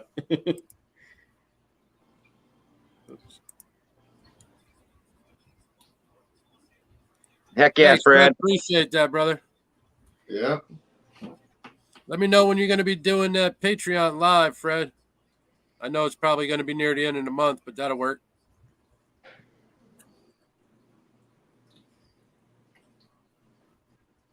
Oh, this is what Paul said here. Whoops. I got some credit built up down there. Here we go. Yeah, I got like, I think like $85 to them. I don't know what the heck I'm gonna get. Do it. When you get it, do it. Tweak will lock right up. No problem, Smay. Tweak will lock right up. He's a good breeder. Heck yeah. Somebody said they'll get me to 75 right now. Who's Blue Zombie? Thanks, brother. Blue Zombie. Heck yeah. What up, dude? Come on, Blue Zombie. He's a good supporter. He's been supporting me for probably the last 4 or 5 months, and he's commenting and stuff. He's a good supporter. Heck yeah. Yeah, if anybody likes any kind of glass art, man, everybody head over to Hot Glass 303. For your smoking essentials, he makes nice pendants. He makes some glass roses for your wife, for your girlfriend, or your fiance. So if you ain't following Fred, everybody head over and check him out, man. He'll hook you right up. His colors are just so on Instagram. Unique. I'm sorry? They're just what's that on Instagram? Yeah, he's got an Instagram, Hot Glass 303, just like you're seeing it right there. Yeah, Fred is Fred's with FNA. That's Fred from FNA. Yeah. Now I'm tracking. Yes, sir. That's the his brother. colors are just unique. Right, like you could tell it's his work by the colors. I mean, I love it. I haven't seen a glass blower with the combinations of colors that he used. It draws my attention. I'll tell you, Fred took some time out of his day when he was here in Florida for the Daytona show. Took time out of his day and came over with us and spent some time with my wife at the hospital. I that's awesome. Hell yeah. Yeah, we went over and had some lunch with her for a little while, and so that was definitely uplifting for her. She wasn't expecting it. I didn't tell her. We just showed up. That's nice. Yeah, Fred and AJ are definitely one of the best people in this hobby. Like they're just good people. Anytime. They're near my top anyway. Speaking of that, FNA shirt. Yeah.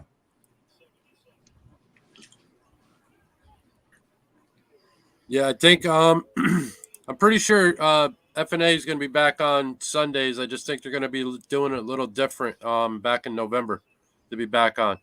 I think they said November 12th. I think so. Ringing a bell for some reason. Yeah, I might be wrong. Fred, if you're still in there, throw up the date when you guys are supposed to be back on, if you don't mind, please. Heck yeah. I think you're right, though, Ken. I think it is the 12th. That's what stuck in my head. I mean, I don't know if I'm right or not, but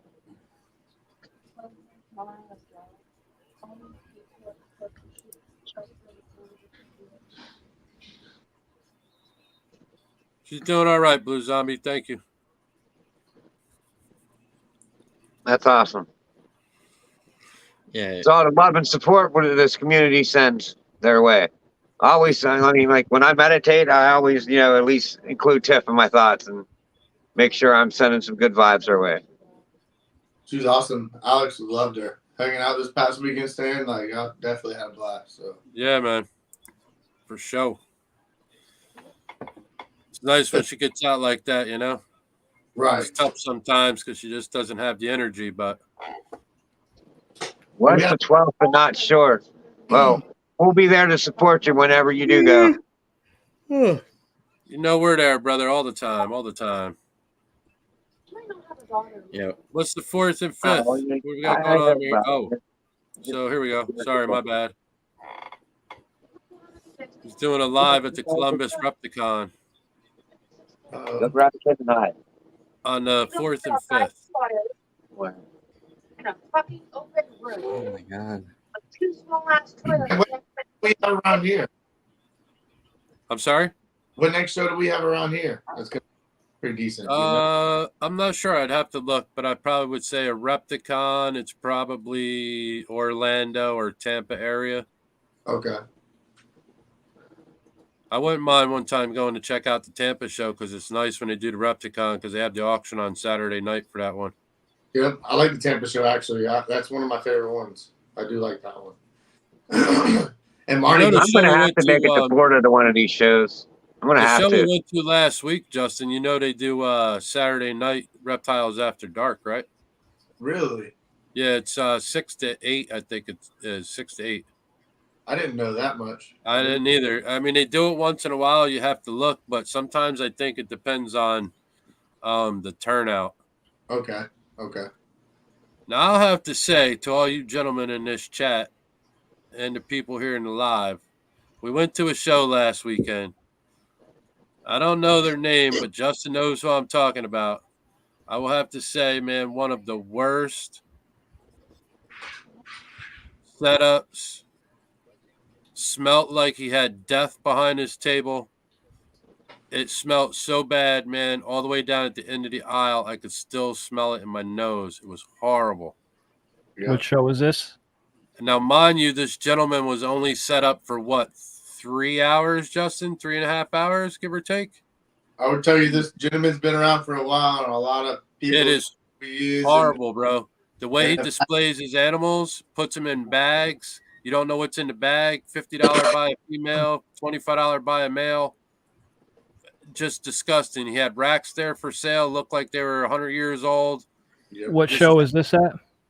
It was Jacksonville Show Me Show.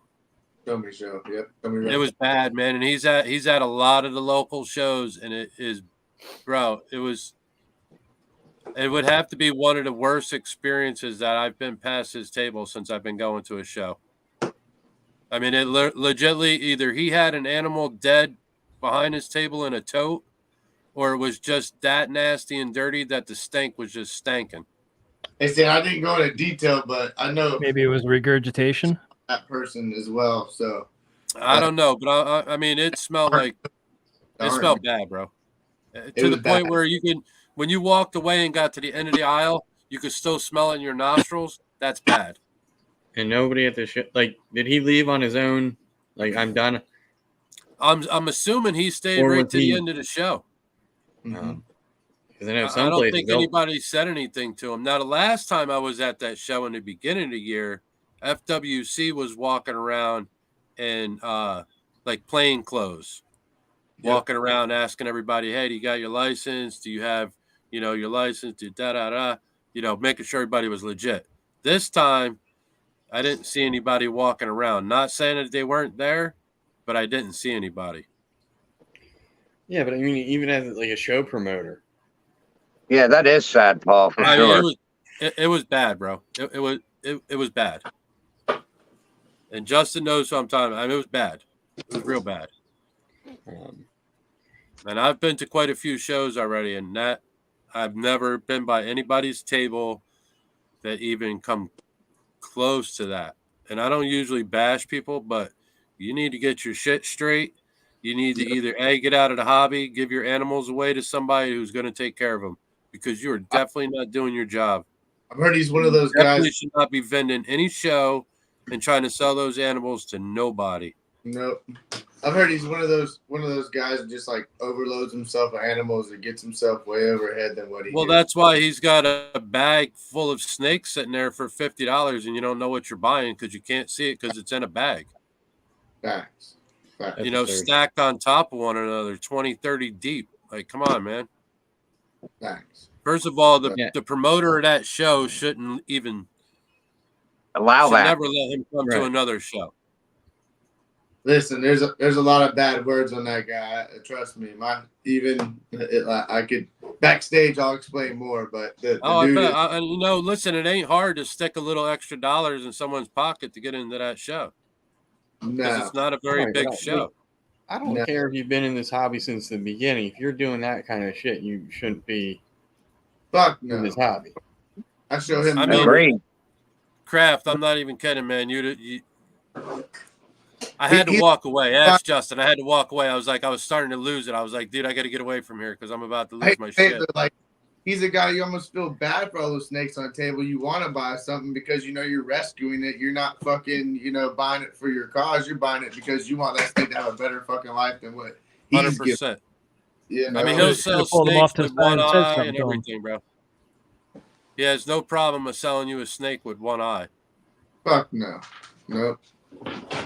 See, if I'd buy a grab bag like that, a blind bag, and I'd open it up and the snake had one eye, I'd take it right back to him and smack that motherfucker and say, "You're either giving me my money back or another snake." Like, seriously, that was wrong. Smack. I've seen him at other shows. What are you going to do? Like this, and I'm sure you have too, Justin. He has almost like this plastic, almost like the plastic chicken wire. Yep. And he'll have that laid over all of his, because they're not in like display racks. They're all in round deli containers. You go and he'll have that netting laying over it, so you can't even pick it up, look at it, kind of see, hey, is there anything on it? Any scars? I won't even stop and look at them. There's a guy up here that does it. I don't even stop and look at that table because he has like 20 different types of lizards, 20 different types of frogs, like 80 different types of snakes. Like I don't got time for people like that. Well, yeah, they're the people that are importers and flip from show to show. Well, what you just said, everybody knows if you go to Florida shows here, like especially around us, especially if there's people in the chats that go to Florida shows, you'll know who we're talking about because he's almost the only fucking one that does that at a show. Bosa knows who it is. Yeah. Bosa probably definitely 1000% knows who it is. So, but like I said, I'm not going to go. Look, already. Oh, I know who you're talking about. Somebody's going to air it out. Yeah. I mean, I don't go to shows often, but I'm obviously going to start but being on the other side vending for the most part. But there's one table I used to go to when I was younger. They usually have multiple tables like in a corner or prime location. They got everything under the sun, right? Now what you don't know is that it was at the show the week before and it probably never left the enclosure that it's been in since it came here, right? They might not have fed it, and when you get it home, no matter how much research you do on that species, it's probably going to be dead within a year. Yep. And I want those people out of the show. That yes, they have cool animals. Yeah, if you want to work with those species, import them, breed them, establish a captive breeding population here, and then start selling them as pets. Otherwise, you're just ripping people off. Facts. Well, there was a guy like that at Daytona. He had, oh man, probably 10 different species of turtles. He had monitors there that I picked up the one. I thought the monitor was actually dead in the deli container. It was that bad looking. So, Michaela, obviously, you know who I'm talking about, Kent. She bought a soft shell turtle off him. Actually bought 2 of them. And she got home, and by the time she got home, one had already passed away. And then the other one was like maybe I think it was like a couple days, 2 or 3 days later, I think the other one passed away. Now, she has a tank set up with a soft shell turtle in it that's like pretty big. So it's not like she doesn't know what she's doing. So the next day I go back to the show because she couldn't make it on Sunday. I go back to the guy's table and I explain to him what happened. Hey, my friend was here yesterday. I was here with her. She bought a soft shell turtle from you, a couple of them. She got home. One had already died. I was like, do you have a business card? He's like, nope, I don't have a business card. He's like, this is my name. Told me the name. I forget the name of the business. Michaela probably has it because I sent it to her. I like immediately called her up, said, this is the guy that you got it from. This is the business name. She went on to try to find the business name, couldn't find him.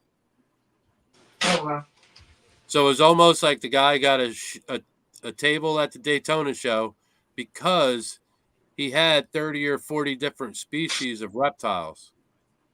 That he's probably flipping. Yes, 100%. 100%. When you see he's got like 20 turtles in one thing, 20, 30 in another 10 here, another 30 there, then, dude, he had a U-shaped table. So he had an in aisle on 3 different sides. Yeah. And that's where you have people in this community that go from being breeders to being brokers. And that's where the problem comes is they're like, okay, well, it's almost easier for me to buy it off of this person and make $50 to $100 and sell it on my table for this. And that's where the wronging is, because then like you get a lot of animals now where they're just chasing the money and they're just buying animals that doesn't matter. Yeah, and it's not quality. They're not caring for them. They're not caring for it. Correct. So it's that's the problem with this whole situation is you get a lot of people that go from breeders to brokers. I mean, tell everybody you get an animal from me. The second you can stop, you can't take care of it anymore. Send it back to me. Correct. I don't want you putting it on Craigslist. Paul said right here. Some dude, buys it. I kind of agree with Paul. I mean, I also don't want to start drama if this person is actually quite big and might, Right. That's my problem. I've only been in this hobby for so long, so trust me. Give me 2 years from now, I'll talk my shit. But I don't have the on my back to sit here and just go talking shit to a lot of people right now. Don't get it wrong. There's plenty I would like to say some words about. But nope, I'm gonna keep my mouth shut. And I'm gonna walk But I my mean, we're not saying. Usually, I don't mention names unless it's like egregious. Like this is absolutely messed up. But yeah, every reptile show's got that flipper table or that import table with cool stuff. And I see people because this is why I will never post anything I have on anything but my brand Facebook page, because I see stuff reptile collection gotta go, either on Craigslist or Facebook, one of the groups, and then like a couple weeks later in a different group, we're back on Craigslist, the same animal is listed. It's like you got all this stuff and then you had no interest in breeding it or having it, you just wanted to flip it. Oh, I could do that. Like Craigslist, you could do that daily, all day, every day. I mean, I was just looking earlier. I can go by right now. The tank alone that the carpet python is in is worth more than what they want for just a carpet python. Really? So No, they want $150 or best offer, and the carpet python is the tank is worth what they want. Forget what's in it. Just the cage, the enclosure itself is worth more than what they're asking. Where's this at, Stan? Because I want a carpet python. I'll look it up when we get off. I want to say He's it's like, either where's this at? I want it. or St. Augustine, something like that. Yeah. And it's nice. It's black and yellow. It's a really nice. I think it's a jungle carpet. Is it a jungle? Fuck. I think so. Hey, gentlemen. I see it. I got to duck off of here. All right, You getting out, Jay? Yeah, I got to get up really early tomorrow. Oh, 500 so I can get off huh? early. Hell yeah, Jay. We appreciate you guys having me on. up. Thank you. Thanks for coming out, brother. I appreciate you, man. Always welcome. You guys later. Always. Have a Yes, good night, sir. everybody. You too, brother. You too. You have a good night, Jay. And here's the other thing I cannot stand, and this goes for selling anything, right? Say I want to sell this rack. Say I paid $350 for it, right? Comes with a heat tape, no thermostat. And I'm selling it for $350. Why on earth would anybody buy that from you? I'm going to spend the extra money on the shipping and buy it new. Correct. Right. Like I saw a 6-tub PVC rack. It could have been homemade. The guy wanted like $400 for it. It's like, what? So I seen a 10 tub 28 quart sea serpent rack. It's got 2 VE thermostats on it. The guy wants 500 or best offer. Yeah, and your best offer is going to be, it's not a low ball. It's, if I can buy it new for something, around there, nobody's going to buy it from you. I think I know who that guy is, and I think that's the guy I got my incubator from, Stan. Oh yeah. Yes. He has a couple things on there actually. He has that, and he has a few. and he has 4. I think he has 4 rat racks. Yep. I know what you're talking about. Yeah. So the same people that are buying up and flipping these collections are also buying the infrastructure and flipping that. Right. Oh, And that, For more than they got it for. And it's Well, like, same thing. If you go on like a Facebook marketplace group and look up racks, like reptile racks, I mean, you can find them local by you all day, every day. I mean, Not up here. There's nothing up here. I've been looking. well, there's there's plenty. another guy that's been hitting me up that has some really nice racks that I kind of like. He's out of Georgia. He's not too bad. You were 10 talking about high, him, Sam. $100, and they're nice. They're nice looking racks. They almost remind you of a display rack. And another But thing, they're up and down. The tubs are different. They're not like Freedom Breeder tubs. They almost remind me of tubs like you see Big Mike have or somebody in the UK. okay, like melamine. hell yeah. Well, no, not the What's racks up, are Wiz? melamine, but the tub itself is different. Oh, okay. But the rack he's got isn't different. It's actually made out of PVC. It's pretty cool looking. I mean, I've seen people list stuff like this for like, $100, couple $100. I'm like, maybe I'll sell you the tubs, but the racking was dirt cheap. Did Like, Wizard come out? Yeah, Yeah, Wizard's in there. No. I didn't see him. Hold up. The Wizard, the brother made it out. Thank you, my brother, for coming out.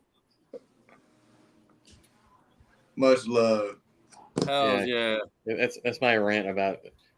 if you're buying snakes and then immediately reselling them, get out of this hobby. Yes. Right. This isn't a broker hobby. This is Well, there is some other breeders that are doing it too now, so don't fool yourself. Right, but if I'm buying, wholesale from you, right? So I'm being very open about I'm going to give you $500 for all your hatchlings, something like that. That that I'm going to sell them. Correct, of course. That's something. But you have somebody this is their poor pet, right? I've fallen on hard times. I can't take care of it.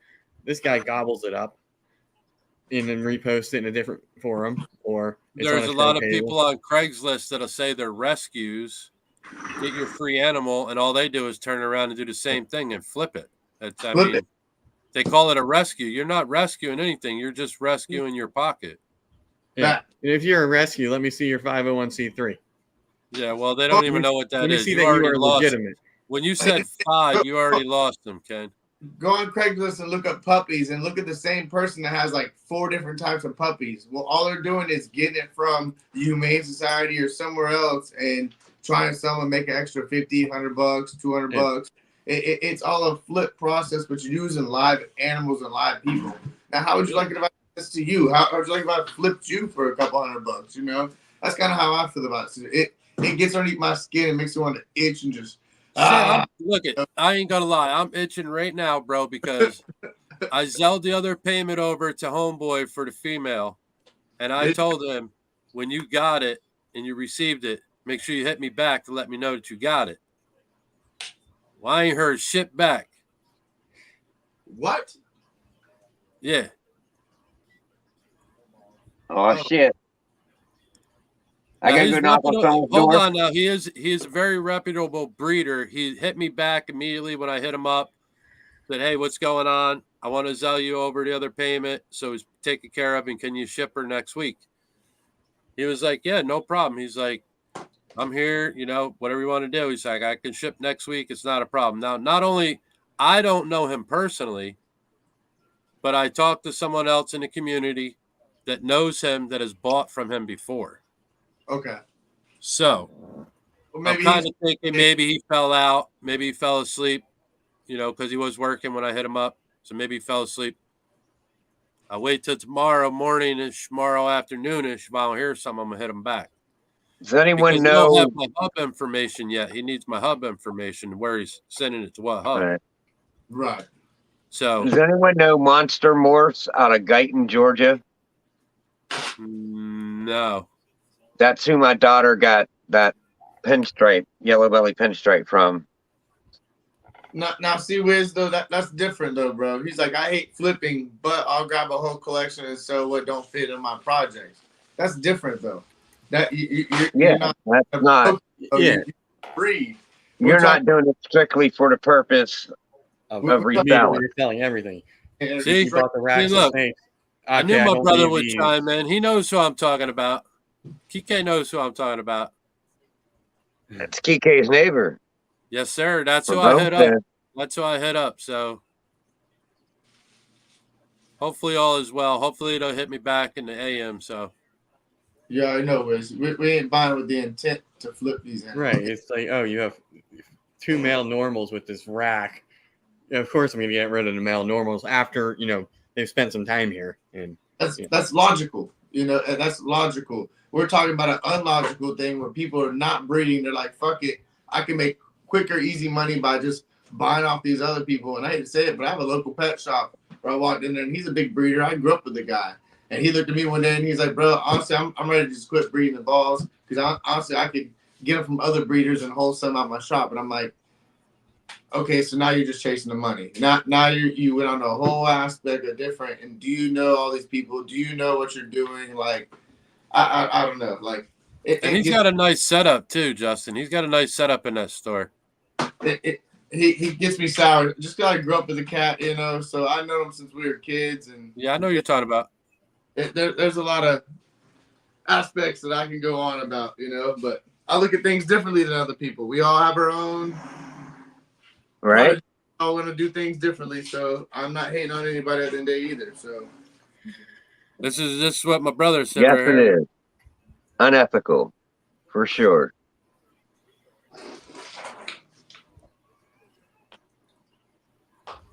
He's good though. You'll be all right, Stan. Yeah, man, someone else know someone else in the community sent me something on a black matter because the wife wants us to do Panda Pod, and someone else in the community said to me it's a little easier to get black matter than it is for Panda Pod. One, so Panda Pods are nice if you're looking for more white and not black. But with the black matter, you can kind of get more black than white. Right. So this gentleman that I'm getting the female from had a black matter that he sold on Morph Market for like 5 G's. So I don't know how long ago that was. I mean, I don't know how long black matter has been out, but what's a black matter? I don't know what's in that. I'm not familiar with it. I've heard of it, but I'm not familiar with it. Hold on. Like an Enchi black pastel. So it doesn't have black pastel in it? I thought it had black pastel in it. It may be an Enchi. Is it a cinnamon black pastel like champagne or something like that? Okay. It's something, yeah.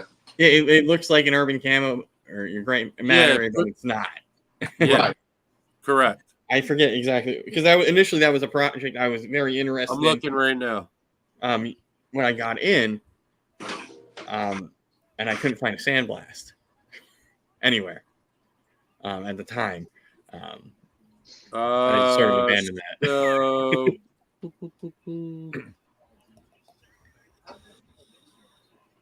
Where the hell is it?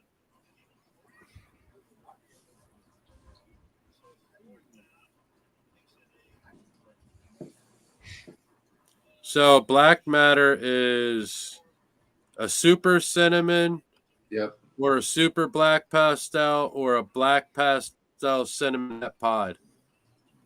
Okay. Yep. So pretty much, I guess if you was to take, I would say a super cinnamon or a super black pastel and put it with a black pastel cinnamon pod. Does that make sense? Kind of. And then you would get the black matter. Well, a super cinnamon or a super black pastel are pretty similar, no? Yeah. Yeah. Okay, so then you'd want to put it to the black pastel cinnamon het pod. Yep.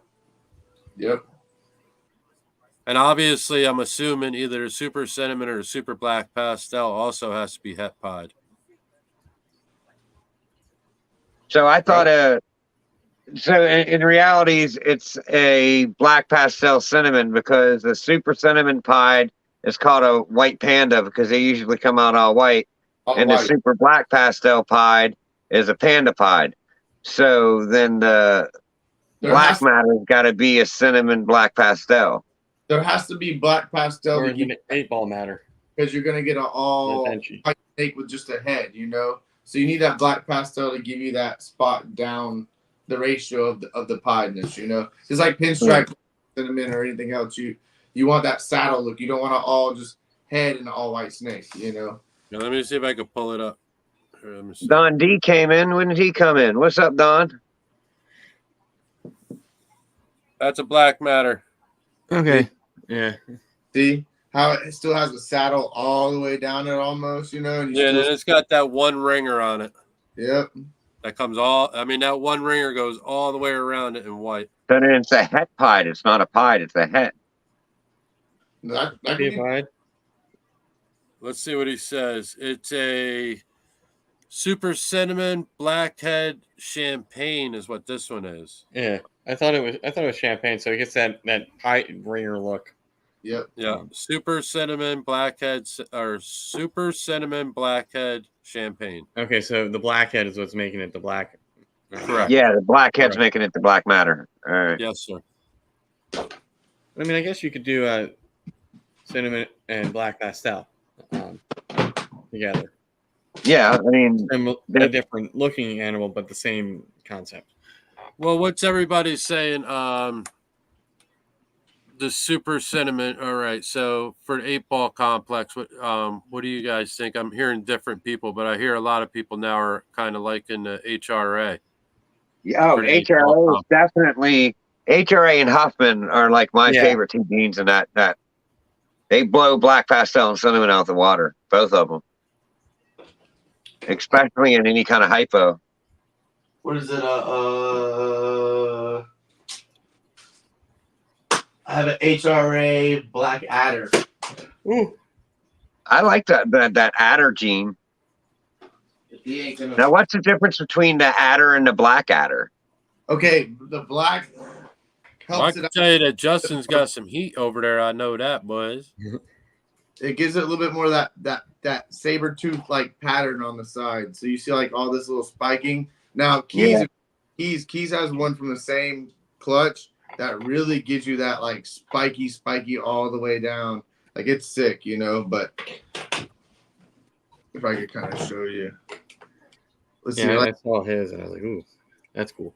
Yeah, That's something I'll work with sooner or later, but it's not something pressing. Yeah, and you can see it kind of like here happening there.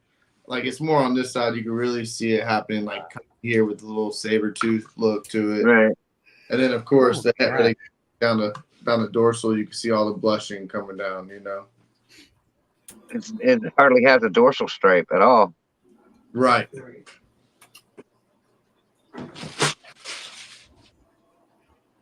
Nice. It's like the alien heads reach up into the dorsal. Right. It kind of like widens them up and makes them thinner, you know. And then like I said, if you look at Keys, it's wicked. Like the whole side is like looks like teeth just biting into the side of it. So he got like a little bit more better of a visual. Like here you go. Here's one I'm looking at now, and you can kind of see like right there, you know, how it like spikes out, you know. But Keys has really got a sweet version of it. But either way, it's some heat. It'll go good. I got another adder that I'm gonna put it to and try to make some super adder black, and then it's a het red xanthic, so it is only gonna be 50%. But if I get a het red xanthic to put it, or another het red xanthic, or a red xanthic to put it to, which it's all HRA at the end of the day. So, That's it. I mean, one thing that I'm, trying to keep myself doing is add like additional genes without having a project in mind. Especially as hatchlings. Now, if I already have a project established and want to add it, then it's a different story. Because I can make it something into a double het rather quickly, and rebreed it the next year, and now it makes more sense. Right. But just to add something, unless it's something like brand new, like if I can afford to get into something like Bang, if you will, because not many people have it. An opportunity like that, I won't, ignore that opportunity. But to add something that like Stranger right now doesn't make any sense. I wait 2 years, 3 years, then I can afford it, and the price will come down, and it'll probably have hets or a visual that'll work with what I'm working with. So what do you think? Did you guys hear? Lost on apparently. Did you guys say like? I can't see the comments. I don't got another phone, so I'm just clicking back and forth when it lights up, and I guess I'm lost.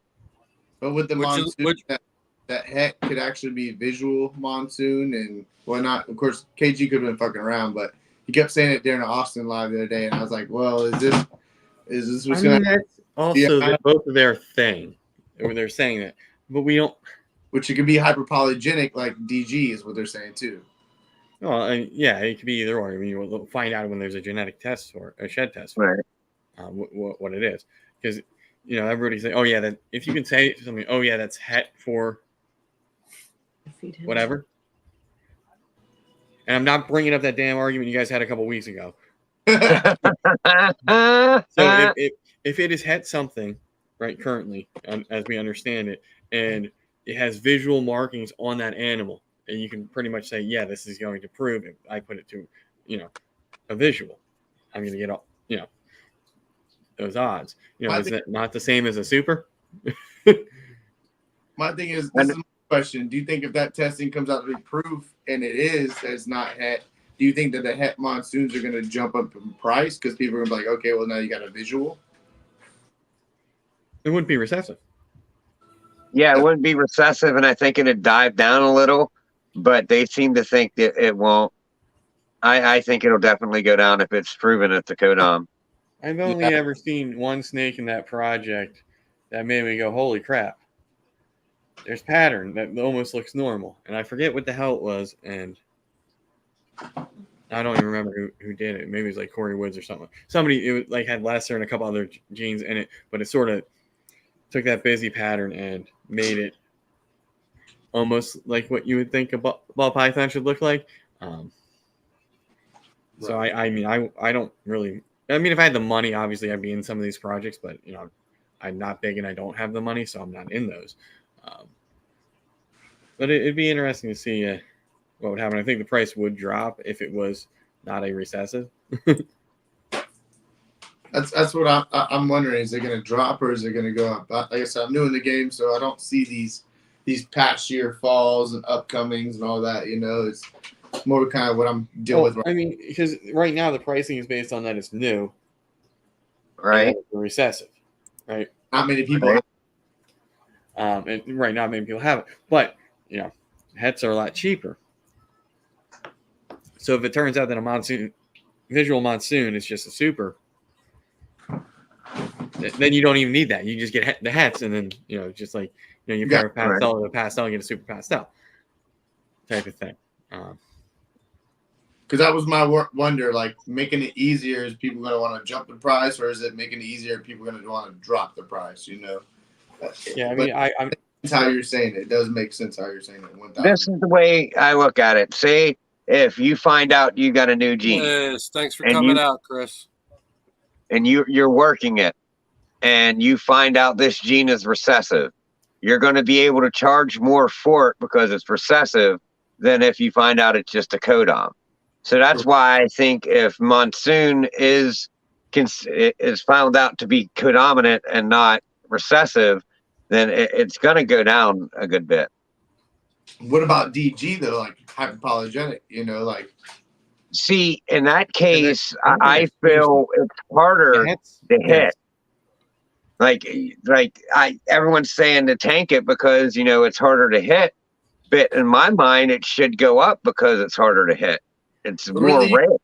You just need to throw another DG from somebody else into the project and hopefully have that DCA, DCB, and DCC or whatever. You know, you hope you have those three that go in together. And you see this one that I'm buying. That guy showed me pictures of this yellow belly pinstripe orange ghost het desert ghost has made desert ghosts. He's a proven desert ghost het desert ghost.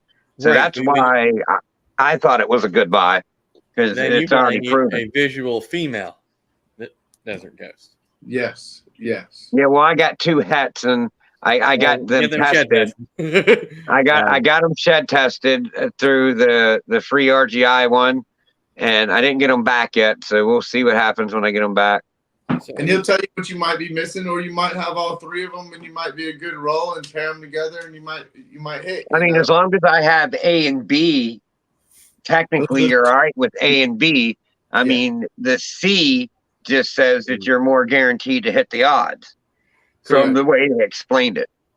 So a lot of the people that I've heard complaining about it have one visual and hets, right? Yeah, they're not already in the project. Right. So everybody's complaining. Well, just pony up the extra money, get two visuals, and then they're going to make visuals. You're done. Yep, you're done. Yep. You know, unless you have even then, I could pony up some of the money, so I'm doing head to head to make my visuals. So even then, though, they're saying, you know, two visuals, like because it's like more of a polymorphic trait, you're still not guaranteed to hit 100% visual on all your eggs. You'll hit some, like you're guaranteed to hit some with visual to visual. Your eyes. You know what a good desert ghost looks like. I think everybody does. Right. So if you get two of those, chances are, you know, you're not. Now, if you buy like the $250, you know, Fire DG ale, it's probably not actually DG. Don't be upset. Or the higher quality. Don't be upset with your outcome. Don't be upset with your outcome. You know. So yeah, I think we try to get into this, you know, doing visual to het or het to het pairings and praying that nature's going to work in our favor somehow, and we're going to hit a bunch of, you know, visuals and, you know, with all the codoms in the mix, and No, you're not. Head to head, you may have one visual. Right. So, I mean, we really get, I mean, yes, obviously, every time I pair something, if I think everything's going to be awesome, I'm going to be disappointed. So I think, it's going to be normals. So I'm never disappointed when anything hatches out. If I lower my expectations, I'm always optimistic. Like, I don't think I'm going to hit the total banger, when I'm cutting these clutches, but I'm always just optimistic. I don't go one side or the other. I don't think I'm going to hit all normals, and I don't think I'm going to hit, no visuals. If I can and choose, I will do a visual to a het. And normally 9 times out of 10, like, you want your visual to be your male, so you can have all these het females and hopefully you hit, But obviously that doesn't work always that way. In which I kind of like to do my recessives, my females. Just so I can take that male back to the mom and show the visual if I have to, And it's gonna take that less time. It's not taking me 3 years to wait for this female to take back to the stud and make it that way. I do it the other way around. So there's different routes and different ways. Like, it's like kind of like I kind of try to tell one plumbing buddy. It's like plumbing. We could all be a master plumber, but we could all plumb that house 6 different ways, and it all passes inspection. We all did different routes. It all passed inspection, but we all went a different way about it. It's just everything else too. It's basically how I can put it. Yeah, super classic. So, like, if I'm getting like a double visual, it's probably going to be a male, because then I can work that, because I probably already have those visuals or visual hets in my collection, and I can run them through, and something's already breeder size that if I miss it can go again. But like, say I want to get into, let's say, sunset, right? I'm going to spend that $5,000 on a visual female, because I can take the best male in my collection. Yep. Breed it to her, make all het sunsets. If this guy's got, maybe he's a super pastel, super enchi something, right? I hit 2 codoms and maybe, whatever else is in there. I hit a male with all those in it. All I have to do is wait a year, maybe 2. And then I can go get the visuals with all those codoms, potentially. Or I have a better shot at advancing my project that way. Yeah. So, I mean, I don't really want to add new genes until I hit the double or triple recessives that I'm going for. And then, add the new genes to it. And then it's both, going to come out double hets. That's kind of the way I'm looking at it. And that's what I see too, like, Ken, how you do that. Like, if you hit that double or triple, hold it, especially if it's a female, hold it, let her grow up. And you still got 2 or 3 years to finally find that visual male that could be even like price range from then drop was this and drop to this and put that visual to it. And then you're hitting every single fucking one of them and you're still balling off of it, Right. It's like I said, it can go either way, It literally can go either way. It literally can. I think there's got to be once you're, I don't want to say I'm established, but I have 40 some snakes. I have a variety of visual females, visual hets, both sides of the spectrum, all at different stages. But if let's just say I want to make something in the Pied Project, I take whatever the heck my best male is. I don't know what it is currently, but I can make awesome pies in like 2 years if I wanted to. So I like that approach over, well, let's get a banger male and 3 het females with maybe nothing to write home about, because that would be the cheapest option, right? To just start out, and then you got a 1 in 8 chance of each egg, mind you, that comes out of this female of it being that. So it's not actually 1 out of 8 eggs will be that. It's 1 out of 8 chances of that egg specifically being that. And then so that Ken going to sleep on us over there later. Yeah, I'm getting pretty tired. Steven has a good talk about the odds, like how it actually works, and the expectations. So, I would argue get the visual female and the het male. Yep. And even like doing the visual female, like you do the visual female, say you bought it as a baby, and the visual male is so expensive right when you buy that visual female baby. But come 3 years down the road, that visual male isn't as much. So you still have that 3-year time to be, okay, I can hold off on that male. I can hold off and hold off and hold off. And hopefully, like, because I have some hypopides that I have a project on. Speaking of, like, and so how I can kind of put that all together. And I have a bunch of females. But I'm not going to buy a male just this yet because the male that I want right now is stupid expensive. When I still got 2 years down everything that I need is stupid expensive. Yeah. Even if you get the single gene recessive females, say you want to get into clown, so you buy 3 breeder just clowns, right? As hatchlings or breeder, whatever. Wait your 3 years, grow them up, or right now, wait, get them fed, wait a year, see what the market does, and then you can find a stranger something het clown. Right. I mean, the odds of you hitting a visuals, it's better than head to head, and you have 3 chances because of the 3 pairings, and you're probably going to get something nice out of them. The females don't have to be crazy, but you can get a crazy male het. Yep. Cheaper than you would be able to get the visual, and cheaper than probably getting those genes in the female. Right. Which on that project I'm going visual, so I'm just waiting for that male to hopefully year and a half, 2 years it just drops. I'm like, okay, I'm gonna buy it, or wait till that one little drop in the market to when it's a buying time and grab it. Right. Don't wait too long, Justin. I got a waiting game right now for a little bit. Yeah, don't wait too long, bro. I have a feeling the market's going to jump back up a little faster than most people think. Right. I mean, I see a lot of people going out. A lot of people that came in during the COVID time because they had the money just to throw it out the door like it was water.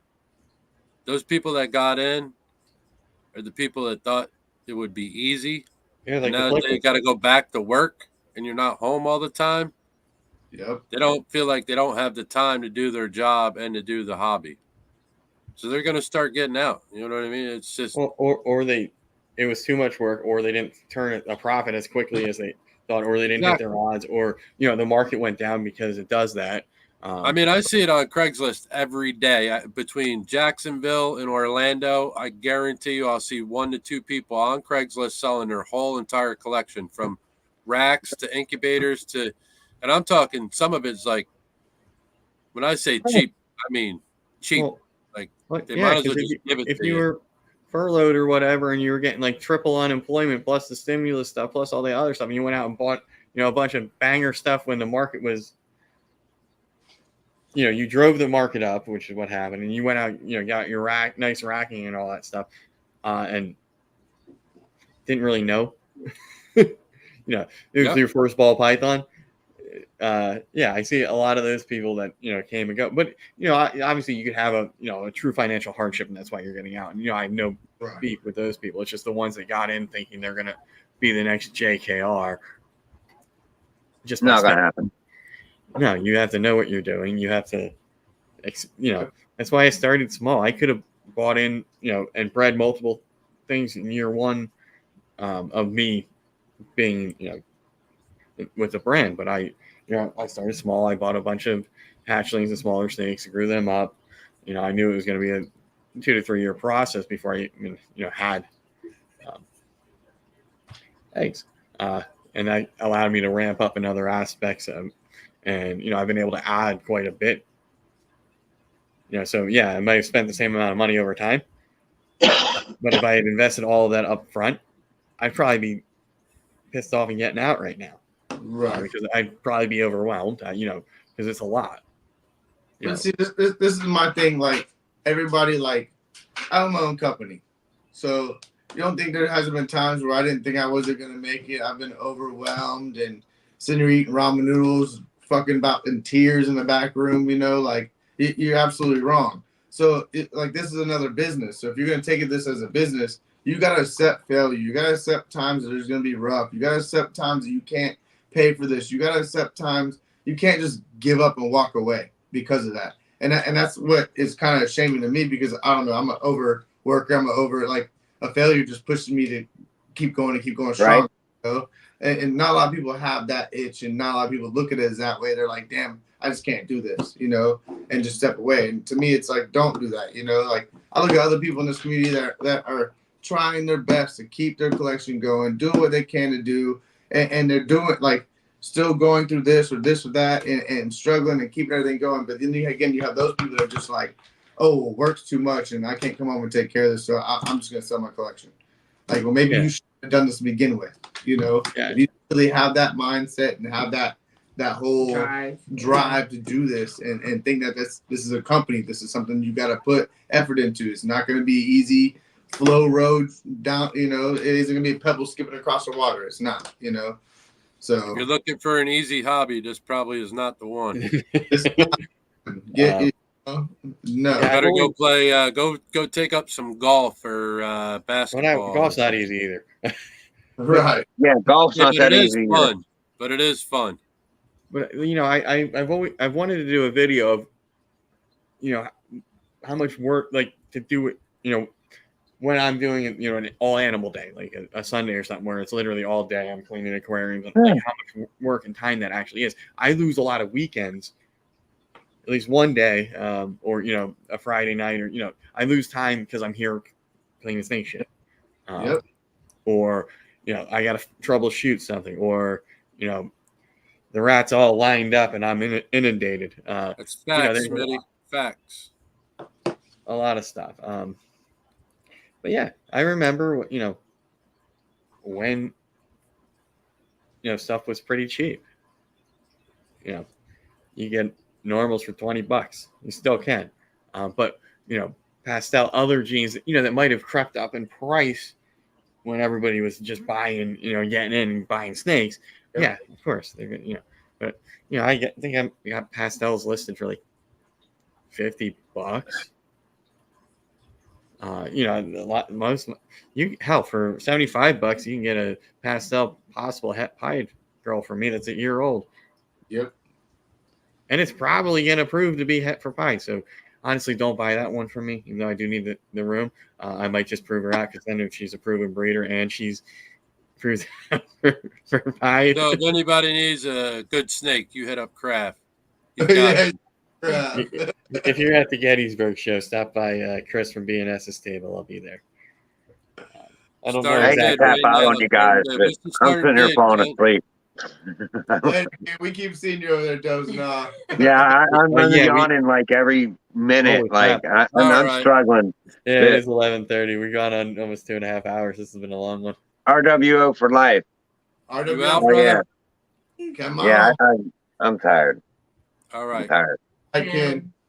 We'll see you guys next week. Later. Later, brother. But yeah, it was 3. What's that? I said then there was 3.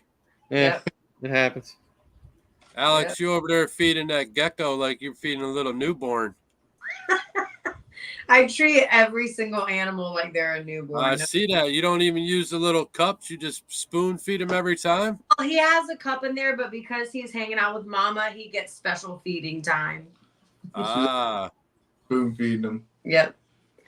He's our retired. I seen that. I was like, I'm thinking to myself, I was like, is she mixing the food or is she actually feeding? And I seen you wipe his chin off. I was like, she's feeding. They're spoiled in this house, I tell you what. Yeah. Between the bearded dragons, and she like cuts up their food all like perfect, like their salads all perfect. And me when I go to get salad, I'm like I'm like the stems can get lodged in their throat. Why would you do that? He's like, they're fine. He's like, you think in the wild they're picking through the stems. I'm like, you might have a point, but that's not besides the point, okay? They're in my house, no stems. Okay, Justin. Well, if you want to go that route, if they're out in the wild, do they find the freezer to go get their food? Fuck no. Right. All right. All right. Ripping that shit off of a tree real quick, you know? You heard? They're eating cactus more or less. So out in like prickly pear. What is it? Australia. From my understanding, they eat a lot more cactus and stuff like that. You know. So. Have you tried to give your dragon any cactus or no? Oh yeah. They eat it a bunch. Yeah. Yeah. Nice. Yeah. Oh yeah. What do you get it out of the? What do you get it from the grocery store in the veggie aisle? That I know sometimes they sell the big pieces of cactus in there. Yeah. Yep. And not in extreme. Steven was extreme. Sometimes when you go up there, he'll have some sitting out Yeah, there. he And I'll has grab some. from him, Yep. too. Oh, nice. Oh, Yeah. I'll go up there here and there and mess with old Steven here and there. So. Old Schmitty said he spoon feeds his blue tongue. Aww. That's what's up. See? Yeah, see? I'm not the only one. My blue tongue does not like me at all. Ken, Kraft, man, every time you like, I got this one. How many species you got over there? Leopard geckos, blue tongue skink, Russian tortoises, crescent geckos, red-eared sliders, bearded dragon, BCI, balls, and blood. And I think that's it. Oh shit! Well, you're like eight. You're like 8 or 9 species. You're knocking on Chris's door then. I don't. Yeah, but I'm only breeding ball pythons currently. If I can figure out a way to get my Russian tortoises to brumate, I'll do them because that market's actually gone up. Can I have fun? Oh, and the rats. I would say, are you keeping them inside, Kent, or are you keeping them outside? I can't keep them outside because it gets too cold in the winter. Okay. So you are keeping. And I forgot to do it when I was there yesterday. So somebody remind me on Saturday, and I'm gonna write a note. And I gotta go to my parents' house and see what the temperature is in their basement. They have an unfinished part, and it gets pretty cool down there because when we're watching football and whatnot down there or wrestling in the winter, we have a space heater on because it gets quite chilly. So if it's between like 50, around whatever temperature I need to get them to brumate, I might just take them over there and shove them in a tub, and right. Just my question have my parents check on them. Being like that though in the basement, what's the humidity in there for them? Is it going to be too much or too less? They don't really need no humidity. So my apartment is so humid that I haven't had to season my cigar humidor since I got it. So I actually do a lot of cool to dry for whatever reason. It just it doesn't help having a 36-gallon fish tank full and turtle enclosure.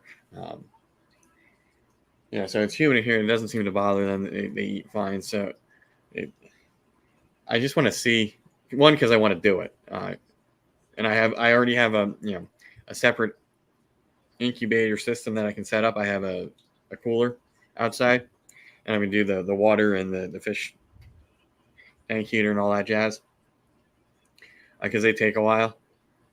I want to do that just so I can say I did it, and plus I already have people that'll buy them when I do it. So that's kind of cool. But heck yeah. A couple individuals. That's always a plus. And I think 2 pet stores. And the one guy was like, you know what? I'll just sell you both of them, and it's gonna be like $300. But yeah, just to do captive bred and not farm. You said you got a humidor. You a cigar guy? Yeah. Heck yeah. My grandfather's got like a freaking big old closet humidor. He's a cigar guy for sure. That's his big thing, man. He sit there and talk hours about this cigar. Yeah, I just got the little one. The little box one where you could add like the little solution in there and close the lid, pretty much. Yeah, but I don't even have to do that. It's already over the optimal. It's actually too humid. Right. It's not like. So actually, I'm fortunate enough that I can essentially, like, if I buy like the big bag. Like our cigar place has like $15 for like 30 of the crappiest cigars ever, more or less. So I'll have to get some. My grandfather send you some. I can get you some cool ass ones. You probably be like, hell yeah. So I'll get some good ones, but then I got my bag of fishing cigars and cigars I give people that don't like cigars or don't smoke them, often, because it's like I had a punch that was huge, and it's like rather expensive cigar. My buddy picks that one out and he already cuts it and lights it. And before I said, could tell him not that one, he smoked like a quarter of it before he gave up. God. Do you douse them? Do you lick the shit out of them and then cut them and then fucking smoke them or what? No. My grandfather douse the shit out of it. He'll sit there and keep it in his mouth and get it wet before he even lights it for like an hour, And then I find with some of them, depending if you like cut it wrong, they'll start to unravel, and then you have to then you're losing both ends. But I like a good cigar, man. That used to be my thing back in the day. A little scotch on the rocks and a little cigar. Yeah. I'll sip on it. Come on, And that was me on Friday, just chilling outside and smoking a cigar. It was nice out. Yep. And then I get to leave the hair down. I fell asleep on the couch every now and again over there. Yeah. He likes to tip him back. What? Crap. He likes to tip him back once in a while over there. More on the weekend, especially if he's out by that grill. Oh, hell yeah. If he's grilling, he's chilling. And I'm napping on the couch. We grill out almost every freaking day of the week if we can, Of course, right now we don't have much of a kitchen, so I'm like, fuck it, fire up the grill, let's throw some fucking chicken on there, let's do this on there, It's the best way to eat everything. Grill food's awesome, man. I love it. Yeah. What kind of grill guy are you? Are you a Weber guy? I'm a Weber guy. You like the Weber? Who, mine? I forget what mine is. It's not a Weber though. I'm a Weber guy. I like that charcoal. Give me that charcoal all day. Well, hold on. If I'm going gas, I like my gas stove. But if I'm going fire, I like using lump coal and applewood. Applewood's good. Especially if I'm smoking like a piece of meat, brisket, butt, something like that. Some apple and pecan. Yep. The lump coal, I like it because it's like once you get your fire started, you could just keep adding in your lump coal nice and slow, keep your fire going. Not really a fire, but keep your coals nice and hot to where you don't have a flame. And then I'll just like lay the wood right on top of the coals pretty much. I mean, it burns fast because I don't soak it like a lot of people. And Kent knows what I'm talking about. A lot of people will soak their wood so it gets wet and it don't burn as fast. But I usually have – if I'm using applewood, I'll go someplace. I'll buy – a couple bundles of it, so I have it, and then I don't worry about it. If it burns up fast, I don't give a shit. A smoker box, or wrap your chips in foil and then make air holes. That way they're not completely engulfed in your coals. Yeah, it's almost like you're making the little metal box that they sell for, where you can put your chips in it. Yeah, that's what I had to do on my propane grill when my smoker died. Little brother Luke, he made it out. Little brother Luke made it. What's up, Luke? Luke. Holy shit! It is late. Yeah, it is. Like I said, the next big thing I keep telling her I want a green egg. That's like the big thing. I see my dad's got one, and it like some of the food he cooks on that thing. Oh my god! What? A green egg. Green egg. Oh, a green egg. I like them, but there's not a lot of room in them. That's the only thing I don't like about it. Nope, there's not. That's what I'd rather have a decent sized smoker and do the same exact thing. My thing is the pizzas you could do on them and shit like that. Like it's got some pros to it for sure. Like he showed me some cool shit he's done. I'm like, man, I want that. Like the fish he cooks on it. Oh my god, the fish he cooks on it. And like I grill a lot of fish. I do a lot of sheephead. I do a lot of red fish. A lot, flounder, trout, whatever. But you made it out. All right. Yeah, so I get the offset attachment for my smoker, so I can do like cheese, cold fish, things like that. Right. I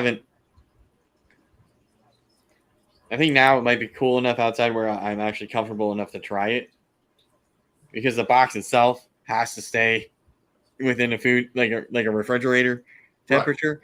Right. I'm not going to do it in the middle of summer because then I'm going to be like making myself sick. Oh yeah, this was cooking at 85 degrees all day. No. Well, at that point, you're basically making like jerky, though, aren't you? So like you're making like lox or smoking a cheese, something like that. Yeah. Now sometimes you can cook it later. Okay. I see what you're doing. You're doing. I've never actually used it. But the other thing I want to get is one of those Blackstone propane griddles. Yep. Everybody wants a Blackstone. We want them Blackstones. That shit's sick as fuck. Everybody knows. I ain't gonna tell you no lie. We got I think it's 24. It's either the 24 or 28 inch Blackstone. Man, you can cook a lot of food fast on one of those. And I've seen people list them on Facebook Marketplace for what they go for, and they're all rusted. It's like, it tells me you just left this thing outside and then probably complained because you didn't know how to use the cooking surface. Yep. It's like, if I got to get all that rust off, they say if it does work, one, and if I got to get all that rust off and all that, I'm not spending what I just go buy a new one that comes seasoned. I usually clean ours, and then after I clean it and it cools down, I take the top and I flip it over. This way, if it does get any moisture or anything on it, it's not right on the surface that you're cooking on. And even then, when I go to start it back up again, I'll still clean the surface again just because I'm anal about it. I call that Blackstone, that backyard hibachi. Well, I'll tell you what. Well, you don't know St. Augustine too well, I don't think, but maybe you do. I do. I'm in Jordan Creek, St. Johns County all day. That's where I grew up at. So you know Itchy Bon up there? Yep. We know. So that's pretty much all they have. They have pretty much, it's just a flat griddle, and they hibachi your food right there for you. You throw your stuff on it and you hand it to him. The guy's like, "What sauce?" And he cooks it for you. Dan, you've been around Jacksonville long enough. You remember old Shogun back in the day? You ain't never heard of Shogun? That was like an old Japanese steakhouse. It was like Orange Park and all that stuff here. That was like the first original, like, that came to Jacksonville and St. Augustine area for the Japanese steakhouse when I was like a kid, probably like 7 or 8 years old. Like my mom would take me there growing up as a kid. Watch a flame go up and your eyes get real big, like, ah! We're all on fire. Yeah. Shit, KG and them almost got caught on fire at the hibachi they went to up there at Tenley. I seen the video, man. That flame was cooking, boy. Man. And they're all catching the shrimp and shit too. They're all going one by one getting it. Well, if I'm not mistaken, whose birthday was it? Was it KG's birthday? It was somebody's birthday that was there. Huh, I didn't know that. I seen it in a post, in an IG post. I feel like I should. I want to say it might have been KG. That's why he was wearing the funky hat sitting at the table. He did. He had the little king hat on or whatever. Yep. Yes, sir. Yes, sir. Did you see what they did to what Patrick did to No, they did it to Patrick. They did Pat did it to Patrick. Pat with Dragon Soul when we went to Daytona and did the happy birthday shit, and they had a little horse come out and they were like, "Pat, you gotta get on the horse and ride the horse." They had like a saddle. They're like, "Get on the horse for your birthday." Pat told them that it was Dragon Soul Pat's birthday. And he was like, "Hey, it's his birthday." Like, and he said he's a little slow, so like, oh no. Yeah. So they came out and they're like, "Get on this saddle, buddy." And he's like, "No, I'm not doing that." And it wasn't his birthday, so everybody was like, "Oh my gosh!" He was like, "What is happening?" It was a fake wooden pony he had to get on. That's fucking great. That's great. I'm not doing that. You gotta ask Wiz. Wiz will show you this shit. It's fucking hilarious. That's funny. That's what's up.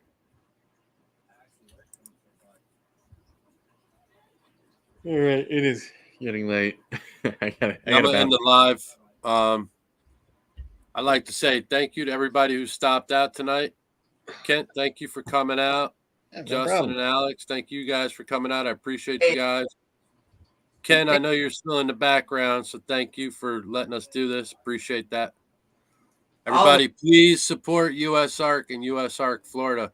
For all you ladies out there, do not forget October is Breast Cancer Awareness Month. Yep. So please go get checked. Yep. Check the And top. with that being said, say again? I said check the tatas. Tell her, Stan. I lost you. Say it again, please. I said check the tatas. Look, I'm going to say it 100 times. Check the tatas. Yes. Breast cancer awareness. Sometimes even us men